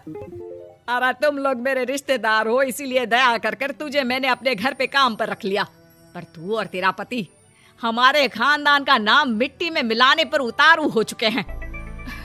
आपको मुझे जितनी गालियां देनी है दीजिए, मारना है तो मार भी लीजिए भाभी, पर मुझे काम से मत निकालिए। परिवार की बात है, वरना कोई और ऐसा काम करता ना तो धक्के मार कर कब से घर का बाहर निकाल दिया होता। रोते रोते शांति अपने घर चली जाती है, जहाँ उसका नशेड़ी पति कहता है, अरे कहाँ रह गई थी कामचोर, इतनी देर क्यों कर दी? आज पैसे लाई कि आज भी खाली हाथ वापस आ गई है? अपने हाथ दिखा, जरूर पैसे छुपा लिए ताकि मैं दारू ना पी पाऊं। नहीं जी, मैं आपसे क्यों छुपाऊंगी, और अभी आप दारू पीने की बात कर रहे हैं, उसी कारण तो आज हम लोगों की ये हालत हो गई है। किसी काम की नहीं है तू, बिना मार खाए समझेगी नहीं। रख, अभी तेरे होश ठिकाने लगाता हूँ। रामलाल शांति को बहुत मारता है। शांति का मन दुखी हो जाता है और वो गांव के तालाब के पास के एक पेड़ के नीचे बैठकर फूट फूट कर रोने लगती है। कभी किसी का बुरा नहीं किया, फिर भी भगवान मेरे साथ ऐसा क्यों कर रहा है? मैं तो रामलाल जी की फिक्र करती हूँ, फिर भी उन्होंने मुझे इतना मारा। तभी उसे एक आवाज सुनाई देती है। रोने की कोई जरूरत नहीं है बेटी, चिंता क्यों करती हो? ये आवाज कहाँ से आ रही है? शांति अपने आसपास देखती है, उसे कोई नहीं दिखता। वो ऊपर देखती है जहाँ उसे एक छोटी सी परी दिखती है। आप कौन है? आप तो कोई परी लगती हैं। हाँ बेटी, मैं इसी पेड़ पर रहती हूँ। मैंने तुम्हारी सारी बात सुनी। अब तुम्हें फिक्र करने की कोई जरूरत नहीं। अपनी आंखें बंद करो। शांति आंखें बंद करती है और जादुई परी अपनी छड़ी घुमाती है। उसकी छड़ी घुमाते ही पेड़ के सारे पत्ते सुनहरे रंग के हो जाते हैं। परी उनमें से एक पत्ता तोड़ लेती है और फिर से अपनी छड़ी घुमाती है, जिसके कारण सारे पत्ते पहले की तरह साधारण से दिखने लगते हैं। आंखें खोलो बेटा। लो, इस पत्ते को ले जाकर अपने तकिए के नीचे रख देना। ये तो एक साधारण पत्ता है, इससे क्या होगा? ठीक है, अगर आप कहती हैं तो मैं इसे रख लेती हूँ। शांति उस पत्ते को लेकर अपने घर जाती है और अपने कमरे में तकिए के नीचे रखकर सो जाती है। सपने में उसे वही पेड़ वाली जादुई परी दिखाई देती है। बोलो शांति, क्या चाहिए तुम्हें? मैं चाहती हूँ हम बहुत अमीर हो जाए और मेरे पति नशा करना छोड़ दें, उन्हें कोई काम भी मिल जाए। कल जब तुम सुबह नींद से जागोगी, तुम्हारी इच्छा पूरी हो गई होगी। अगली सुबह शांति नींद से जागती है। अपने आसपास का नजारा देखकर चौंक जाती है। उसके बिस्तर पर चारों तरफ सोने चांदी रखे हुए थे। हे भगवान, कहीं मैं सपना तो नहीं देख रही? इतना सारा सोना, वो भी मुझ गरीब के पास। रामलाल जी को बताती हूँ, वो बहुत खुश होंगे। शांति जैसे ही कमरे के बाहर जाती है, वो देखती है कि रामलाल सूट बूट पहने काम के लिए बाहर जा रहा होता है। मुझे शहर में एक नौकरी मिल गई है शांति, मुझे आने में देर हो जाएगी, घर का ध्यान रखना। और इस तरह शांति बहुत अच्छा जीवन बिताने लगती है। उसके पास अब किसी भी चीज की कमी नहीं रह जाती। रातों रात शांति के पास आए इतने पैसों को देखकर उसकी जिठानी उससे पूछती है, अरे क्यों रे शांति, कहीं बड़ा हाथ मारा है क्या? अचानक तुम लोगों के पास इतना पैसा कैसे आ गया?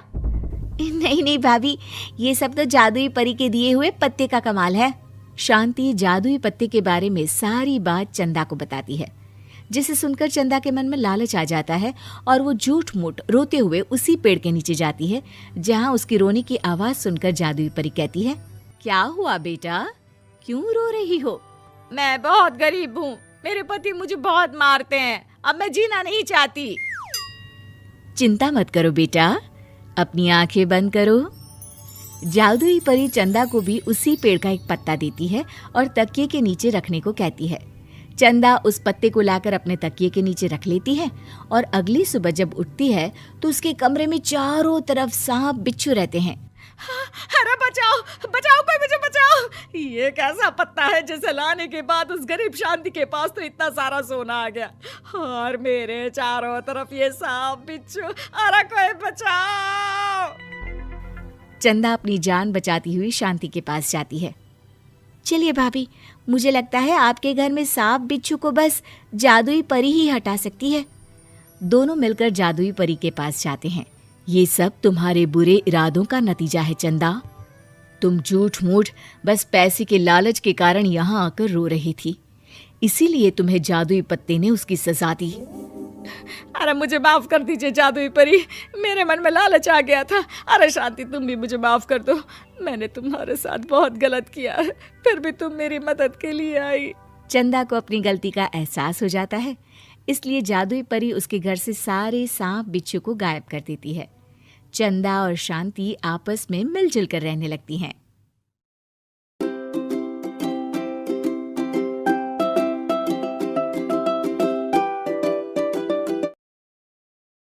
अमेरिकन बहू। Welcome to Story Toons Hindi. आज की कहानी अमेरिका से शुरू होती है, क्योंकि एली अमेरिका में ही पली बढ़ी। उसे हिंदुस्तान के बारे में कुछ भी नहीं पता था। वहीं उसके माँ बाप जो भारतीय थे, वो उसकी शादी भारत में करना चाहते थे। एली की माँ कहती है, हम एली को भारत लेकर कभी नहीं गए हैं। मैं चाहती हूँ कि उसे भी हमारे कल्चर के बारे में पता चले। सही कह रही हो। वक्त की कमी के कारण हम लोग हमेशा अपने काम में लगे रहे, लेकिन बेटी को पूरा अमेरिकन बना दिया। क्या करते, लेकिन अभी भी देर नहीं हुई है, हम इसे भारत ले चलते हैं। हाँ चलो, मैं आज ही उससे बात कर लेता हूँ। पिता एली के कमरे में जाते हैं। बेटा एली, हम भारत जा रहे हैं, सामान पैक कर लो। नो पापा, वो पुअर कंट्री है, तभी तो हम यहाँ आए थे ना। अब हम वहाँ क्या करने जा रहे हैं? अरे नहीं नहीं बेटा, भारत तो बहुत तरक्की कर रहा है। तुम तो कुछ भी नहीं जानती हो भारत के बारे में, इसीलिए हम तुम्हें वहाँ ले जा रहे हैं। वही तो हम लोगों का देश है। नो पापा, वो मेरा देश नहीं है। मैं यहाँ पैदा हुई, पली बड़ी, मैं वहाँ क्यों जाऊँ? लेकिन माता पिता के सामने एली की एक नहीं चलती और उसे भारत आना पड़ता है। वाओ मॉम, ये तो बहुत प्यारी कंट्री है, मुझे यहाँ पहले क्यों नहीं लेकर आए? बेटा, हम पैसे कमाने और घर बनाने में व्यस्त थे, लेकिन कहते हैं ना, जब जागे तब सवेरा। अब बता, कैसा लगा भारत? एली को भारत बहुत सुंदर लगता है। वो चाहती है कि वो यहीं रह जाए। माँ, मैं अब यहाँ से नहीं जाऊंगी। कुछ करो ना कि मैं यहीं रहूं। मैं यहाँ जॉब करूंगी। बेटा, वैसे भी हम यहाँ तेरी शादी के लिए लड़का देखने आए थे। तेरी शादी करा कर ही जाएंगे। एली माँ की बात सुनकर खुश हो जाती है और फिर लड़का देखकर फाइनल कर दोनों शादी कर लेते हैं। शादी के बाद सासू माँ कहती हैं, अरे बहू देख, ये अमेरिका तो है नहीं, यहाँ देर तक सोना, रात भर पार्टी, शराब नहीं चलेगा। ये तो मैं वहाँ भी नहीं करती थी। आपने किसको कहा कि मैं करूंगी? वो क्या है ना, खूब जानती हूँ मैं अमेरिका की लड़कियों को। अच्छा, कैसे कैसे जानती हैं आप? मुझे आए तो अभी महीना भी नहीं हुआ। और तभी वहाँ एली का पति रोहन आ जाता है। वो क्या है ना एली, बाहर के देशों के यूथ की इमेज हमारे देश में ठीक नहीं है। अच्छा, तो फिर मुझसे शादी को हाँ क्यों की? क्योंकि तेरे माता पिता भारतीय है, इसलिए। तो फिर ये कैसे सोचा कि मैं वहाँ के कल्चर को अपना लूंगी? खैर, एली घर के कामकाज में लग जाती है। वो सास ससुर की सेवा करती, कायदे से सारे रिश्ते निभाती और प्यार से रहती। लेकिन फिर एक दिन बुआ सास आती है। मेरा तो इस घर में आना ही बंद करा दिया विमला भाभी ने। अमेरिका की बहू ले आई है, पता है। मुझे अंग्रेजी नहीं आती है फिर भी। तभी वहाँ एली आ जाती है। वो बुआ सास के पास बैठ जाती है। कैसी है बुआ जी आप? मैं तो हमेशा रोहन से कहती हूँ कि मुझे आपके घर ले चले। मैंने गांव नहीं देखा, अब मुझे क्यों नहीं बुलाती? हाय रे, जीती रे बहू, तू तो बड़ी अच्छी हिंदी बोल लेती है। लेकिन मुझे तो लगा कि नहीं, मैं बस रहती वहाँ थी, लेकिन मेरे माँ बाप ने मुझे भारत की संस्कृति और भाषा सब सिखाया। वाह वाह, धन्य है ऐसे माता पिता। वैसे मैं ये कहने आई थी कि तेरे मामा जी भी तुम लोगों की देखा देखी अमेरिका की लड़की से अपने बेटे की शादी करवा रहे। चलना है ना शादी में? तभी वहाँ मामा भी शादी का कार्ड लेकर आ जाते हैं। चलो अच्छा है, सभी यहाँ एक जगह ही मिल गए। मेरे बेटे की शादी है और लड़की अमेरिका की है।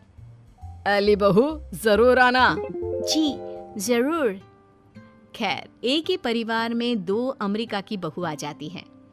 मामा की बहू, एली, तुम यहाँ कैसे रह रही हो? मैं तो यहाँ ज्यादा दिन नहीं रहूंगी। लेकिन तुमने तो मोहन से शादी की है। मोहन की मम्मी पापा तो यहाँ है, फिर तुम कहाँ जाओगी? मैं वापस जाऊंगी अमेरिका मोहन को लेकर। वो तो मैंने हिंदी बोलना सिर्फ काम के लिए सीखा था। ये गलत है, ऐसा मत करना। हमारे भारत में ऐसा नहीं होता है। पर मैं भारत की नहीं हूँ तो मैं कर सकती हूँ।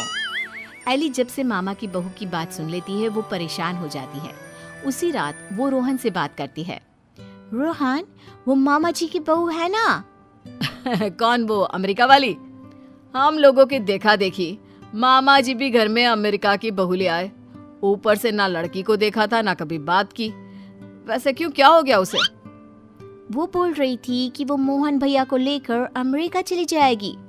अरे नहीं, मामा के घर में तो सिर्फ मोहन का ही सहारा है। वो चला जाएगा तो कैसे चलेगा?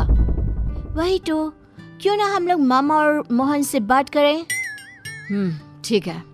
कल मेरी छुट्टी है, हम दोनों चलते हैं मामा के घर। अगले दिन दोनों मामा के घर जाते हैं। अरे कैसे आना हुआ, आओ आओ।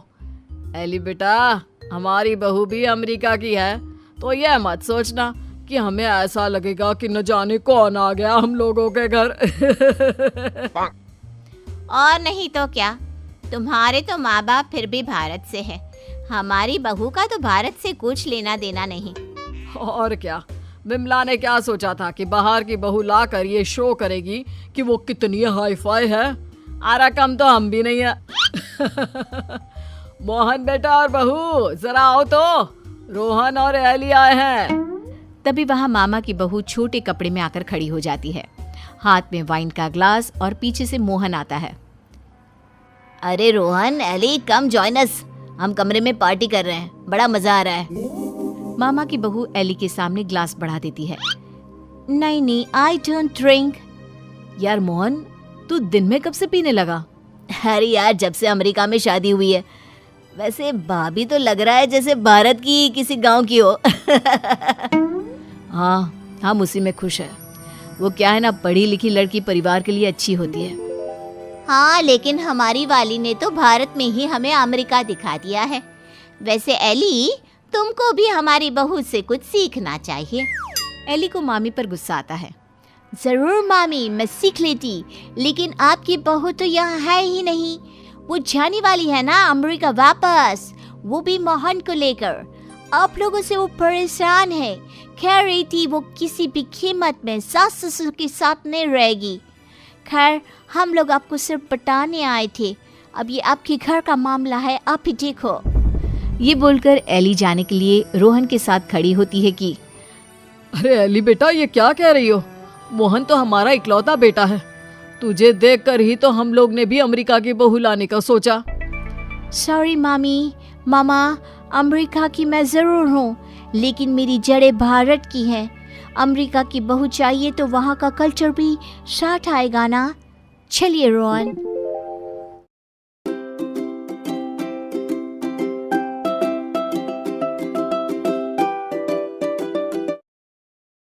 अमीर बेटी का सौदा।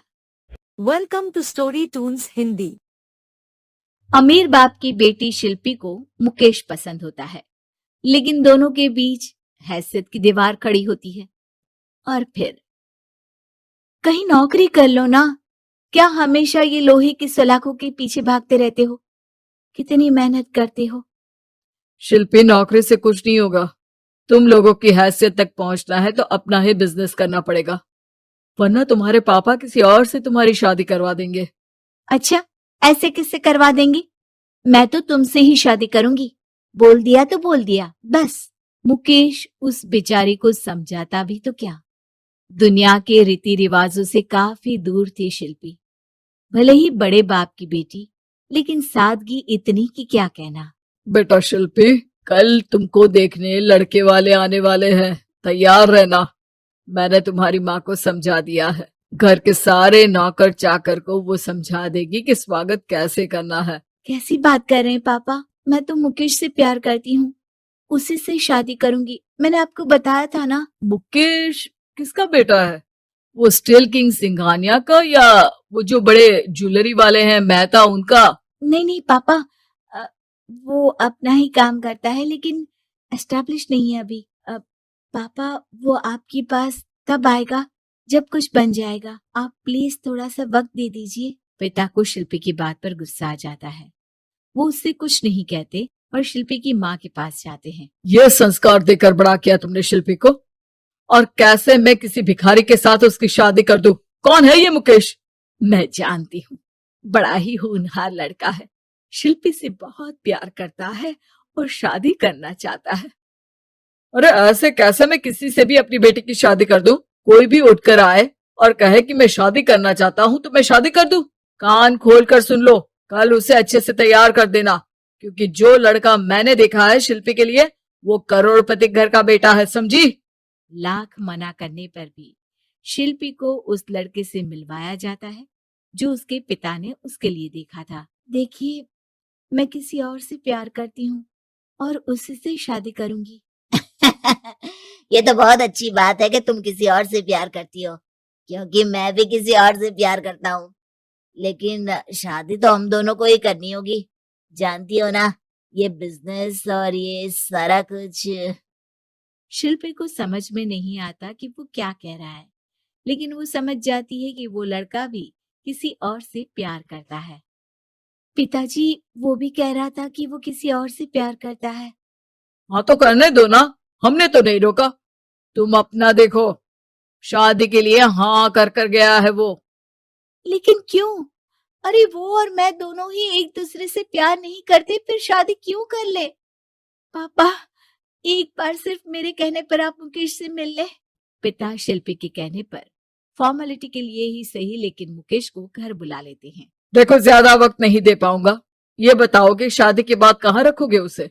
2 कमरे के मकान में? नहीं सर, मैंने 2 साल के बाद का सारा प्लान कर लिया है। मैंने आयरन इंडस्ट्री खड़ी करने के लिए पूरा ब्लूप्रिंट तैयार किया है। मेरी खुद की जगह है दादाजी की, बस थोड़ा फंड का अरेंजमेंट हो जाता तो काम शुरू कर देता। अच्छा, मतलब तुम यहाँ फंड रेज करने आए हो? मुकेश समझ जाता है कि उसके पिता शिल्पी की शादी उससे कराने के मूड में नहीं है। फंड आप कभी दे भी नहीं पाएंगे मुझे तो सिर्फ शिल्पी चाहिए। मैं उसके बिना नहीं रह सकता सर। मैं उसे बहुत खुश रखूंगा। वो तो हर पति का धर्म होता है। वो तो मैं किसी से भी उसकी शादी करा दूं, वो उसे खुशी रखेगा। लेकिन देखो, मैं ज्यादा बात को घुमाना नहीं चाहता। वो बड़े घर की लड़की है, उसे काम काज की आदत नहीं। अभी वो समझ नहीं रही, लेकिन तुम तो समझो। मैं किसी भी हालत में शिल्पी की शादी तुमसे नहीं करवा सकता। मुकेश पिता से लाख मन्नतें करता है, लेकिन वो नहीं मानते। शिल्पी की शादी उस अमीर लड़के से हो जाती है। शादी के बाद क्या हम लोग मेरी माँ के घर चले? मुझे उन लोगों की बहुत याद आ रही है। हाँ हाँ, जाओ जाओ। वैसे भी आज मैं अपनी गर्लफ्रेंड के साथ मसूरी जा रहा हूँ, तुम जा सकती हो। कैसी बात कर रहे हैं? अब हम लोगों की शादी हो गई है, आप कैसे किसी और लड़की के साथ जा सकते हैं? अरे मैंने तो तुम्हें शादी के पहले ही बता दिया था कि मेरी कुछ गर्लफ्रेंड्स है। अब प्लीज ये टिपिकल बीवी वाला रोना धोना शुरू मत कर देना। शिल्पी पिता के घर जाती है और माता पिता को सारी बात बता देती है। इतना गंदा इंसान निकलेगा, मैंने तो सोचा ही नहीं था। अरे क्यों कराई मेरी फूल जैसी बेटी की शादी ऐसे घर में? और तो क्या हो गया? शुरू शुरू में हर घर में ऐसा होता है, धीरे धीरे ठीक हो जाएगा। और वैसे भी उन लोगों के साथ हम लोगों की एक बड़ी डील फाइनल हुई है, समझी? उन लोगों से रिश्ता बनाकर रखो, तभी पैसों की बारिश होगी। पापा, अब समझ में आया कि आपने मेरे साथ ऐसा क्यों किया। मुकेश आपके सामने गिड़गिड़ा कर गया कि वो मुझे बहुत खुश रखेगा, लेकिन आपने मेरी शादी एक ऐसे लड़के से करा दी जो किसी और लड़की से प्यार करता है और शादी सिर्फ समझौते के लिए कर रहा है। पापा, मैं जा रही हूँ, लेकिन इस घर में कभी पैर भी नहीं रखूंगी। आपने मुझे सामान की तरह इस्तेमाल किया। माँ शिल्पी को बहुत रोकती है, लेकिन वो एक नहीं सुनती। कुछ समय बाद, शिल्पी, मुझे नहीं लग रहा कि अब हम दोनों के बीच ये शादी और रह पाएगी। मैं किसी और से शादी करना चाहता हूँ। वैसे तुम परेशान मत हो ना, तुम्हारे पापा के साथ हम लोगों की डील जो चल रही है ना, वो नहीं रुकेगी, क्योंकि तुम बहुत अच्छी लड़की हो। ठीक है, मैं जा रही हूँ, तलाक के पेपर में साइन करके। लेकिन एक शर्त है, मैं कहाँ गई ये बात मेरे पिता तक नहीं पहुंचनी चाहिए। शिल्पी घर छोड़कर चली जाती है। वो एक नौकरी करती है और अपना जीवन खुद संभालती है। लेकिन एक दिन, शिल्पी जी, आपसे मालिक मिलना चाहते हैं। मुझसे क्यों? शिल्पी मालिक के कमरे में जाती है, जहां सामने मुकेश होता है। अरे आपको देखकर बहुत खुशी हुई, बहुत बड़े आदमी बन गए। थैंक्स, पर तुम्हें नौकरी करने की क्या जरूरत पड़ गई? मैंने तो सोचा भी नहीं था कि तुम मेरी शिल्पी होगी। तभी वहां शिल्पी के पिता आ जाते हैं। शिल्पी, तुम्हारे बारे में माँ से पता चला। घर चलो बेटा, मुझे माफ कर दो। मुकेश, मैं यहाँ अपनी कंपनी के काम के लिए आया हूँ। तुम्हारी कंपनी की डील अगर हमें नहीं मिली तो हम बर्बाद हो जाएंगे। वैसे अब तुम चाहो तो शिल्पी की शादी मैं तुमसे कराने को तैयार हूँ। बस करिए पापा, ये क्या सौदा लगा रखा है आपने? जिस कंपनी से आपकी डील हो, अपनी बेटी की शादी उसी के घर करा देते हैं। शिल्पी मुकेश से माफी मांगती है और वहां से जाने लगती है कि मुकेश उसे रोक लेता है। रुको शिल्पी, ये सब कुछ तुम्हारे लिए है। ये कंपनी, ये नाम सिर्फ तुमसे शादी करने के लिए ही खड़ा किया था। मैं आज भी तुमसे बहुत प्यार करता हूँ।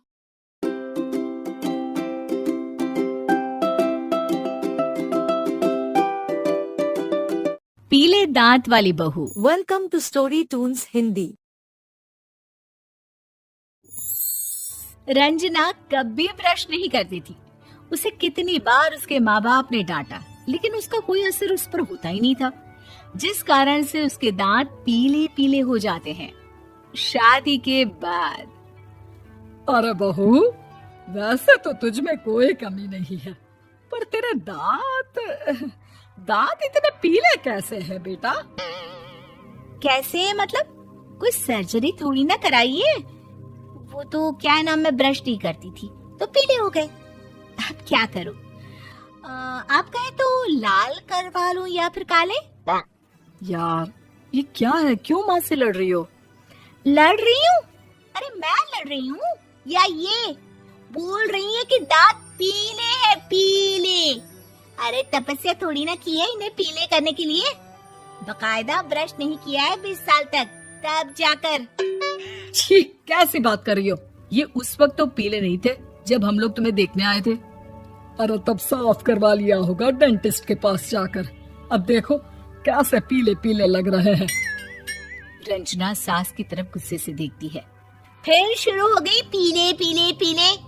अरे पीले तो तब भी थे जब मेरे हाथ का रसगुल्ला उड़ा उड़ा कर खा रही थी और बोल रही थी, लड़की नहीं गुणों का खजाना दे रहे भाई साहब आप। खैर, अब वो लोग करते भी तो क्या करते, पीले दांत वाली बहू पल्ले पड़ी थी तो झेलना तो था ही। एक दिन कीर्तन में रंजना गाना गा रही थी। अरे कमला बहन, माँ का द्वार है, यहाँ तो सब शुद्ध होकर आते हैं, फिर अपनी बहू को ब्रश भी नहीं करवाती तुम। दूर से पीले पीले दांत भक्ति में बाधा उत्पन्न कर रहा है।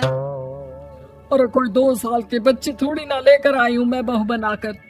अच्छी खासी लड़की है, अरे कैसे करवाऊं ब्रश? ये तो उसे खुद करना चाहिए ना। अब माँ बाप तो इसके जैसे तैसे निपटा दिए, ये नहीं सोचा कि सास कैसे संभालेगी। सास बहू को लेकर घर आ जाती है, लेकिन सोच लेती है कि अब इसे लेकर कहीं नहीं जाएगी। अगले रोज बहू कहती है, अरे क्या हो गया, मंदिर नहीं जाना क्या? कीर्तन का वक्त हो रहा है।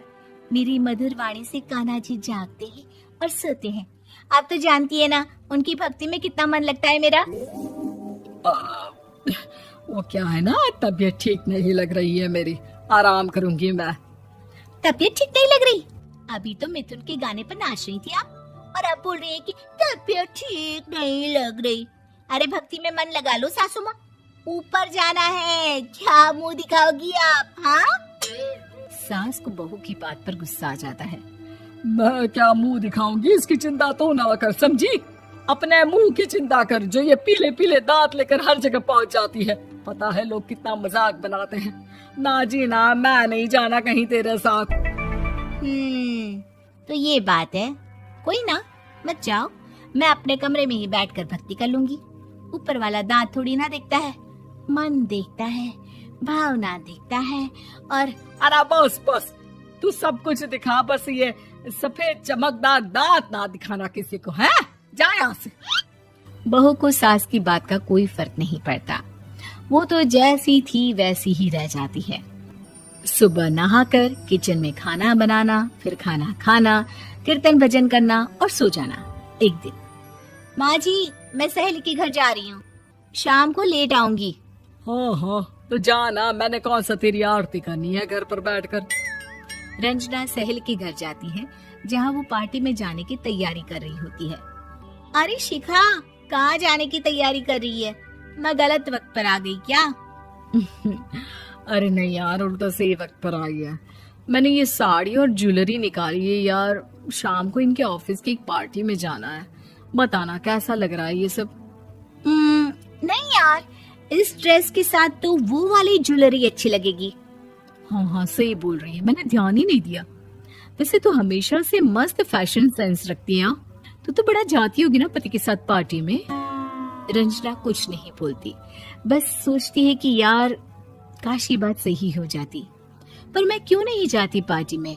क्या इन लोगों की कोई पार्टी होती नहीं होगी? रंजना घर आती है और रात में पति से सवाल करती है, एक बात बताइए, आप मुझे किसी पार्टी में क्यों नहीं ले जाते? क्या आपके यहाँ ऑफिस में पार्टी नहीं होती? पति बेचारा क्या कहता कि दांत पीले हैं तुम्हारे इसलिए। अरे कोई पार्टी होती नहीं हम लोगों के ऑफिस में, तो कहाँ से लेकर जाऊं? और मार्केट, मॉल, कहीं वीकेंड घूमना, कहीं तो अरे यार, सारे हफ्ते में एक छुट्टी मिलती है, तो सोचता हूँ कि आराम ही कर लूं। क्यों? रंजना मन मार के रह जाती है। पहले कभी सास के साथ मंदिर जाया करती थी, लेकिन वो भी सास ने ले जाना बंद कर दिया। घर बैठी बैठी रंजना बोर हो जाती है। तभी उसे आइडिया आता है और वो मायके जाने का सोचती है। सासू माँ, 2 दिनों के लिए मम्मी के घर जा रही हूँ। अच्छा ठीक है, आराम से जा। और हाँ, माँ से कुछ अच्छी आदत सीख कर आना कि कैसे शरीर के हर भाग की तरह दांतों की सफाई भी जरूरी होती है, समझी? शुरू हो गई ना आप? वो लोग आपकी तरह नहीं है कि छोटी छोटी बात का बतंगड़ बना दे। उन लोगों के लिए मैं मायने रखती हूँ, ना कि मेरे पीले पीले दांत। रंजना माँ को बिना बताए उन लोगों को सरप्राइज देती है, लेकिन जैसे ही वो दरवाजे पर पहुंचती है, अंदर देखती है कि घर वाले कहीं जा रहे होते हैं। अब माँ, काश रंजना दीदी के दांतों वाली प्रॉब्लम नहीं होती, तो वो भी हम लोगों के साथ चलती ना बुआ जी की बेटी की शादी में। हाँ बेटा, लेकिन अब उसे कौन समझाए कि उसको उसके पीले दांत नहीं दिखते, लेकिन उसके आसपास के लोगों को कितना एम्बैरेसिंग फील कराते हैं। मुझे तो कितनी बार उसके स्कूल की टीचर ने शिकायत की कि उसके साथ कोई लड़की बैठना भी नहीं चाहती, और ना ही कॉलेज में कोई उससे बात करना चाहता था। लेकिन पता नहीं क्यों उसे ये बात समझ में ही नहीं आती। कोई कमी नहीं है उस लड़की में, बस यही कि दांत पीले हैं। वो तो भला हो जीजा जी और उनकी माँ का, जो दीदी को जैसी है वैसे ही रखा हुआ है। रंजना को अपने घर वालों की बात सुनकर बहुत दुख होता है। वो सोचती है कि वो क्या करे, लेकिन फिर वो सीधा डेंटिस्ट के पास जाती है, अपने दांत चमकाती है और कसम खाती है कि वो रोज ब्रश करेगी। अरे क्या हो गया? तुम तो 2 दिनों के लिए गई थी ना, पर कोई ना, अच्छा है, चलो आ गई तो। रंजना सास के सामने आकर खड़ी हो जाती है और पूरी स्माइल करती है, उसके चमकदार दांतों को दिखाती हुई। चले मंदिर। माँ, मुझे माफ कर दीजिए, मैंने आप लोगों को बहुत एम्बैरेसिंग फील करवाया। मैं आज से रोज ब्रश करूंगी।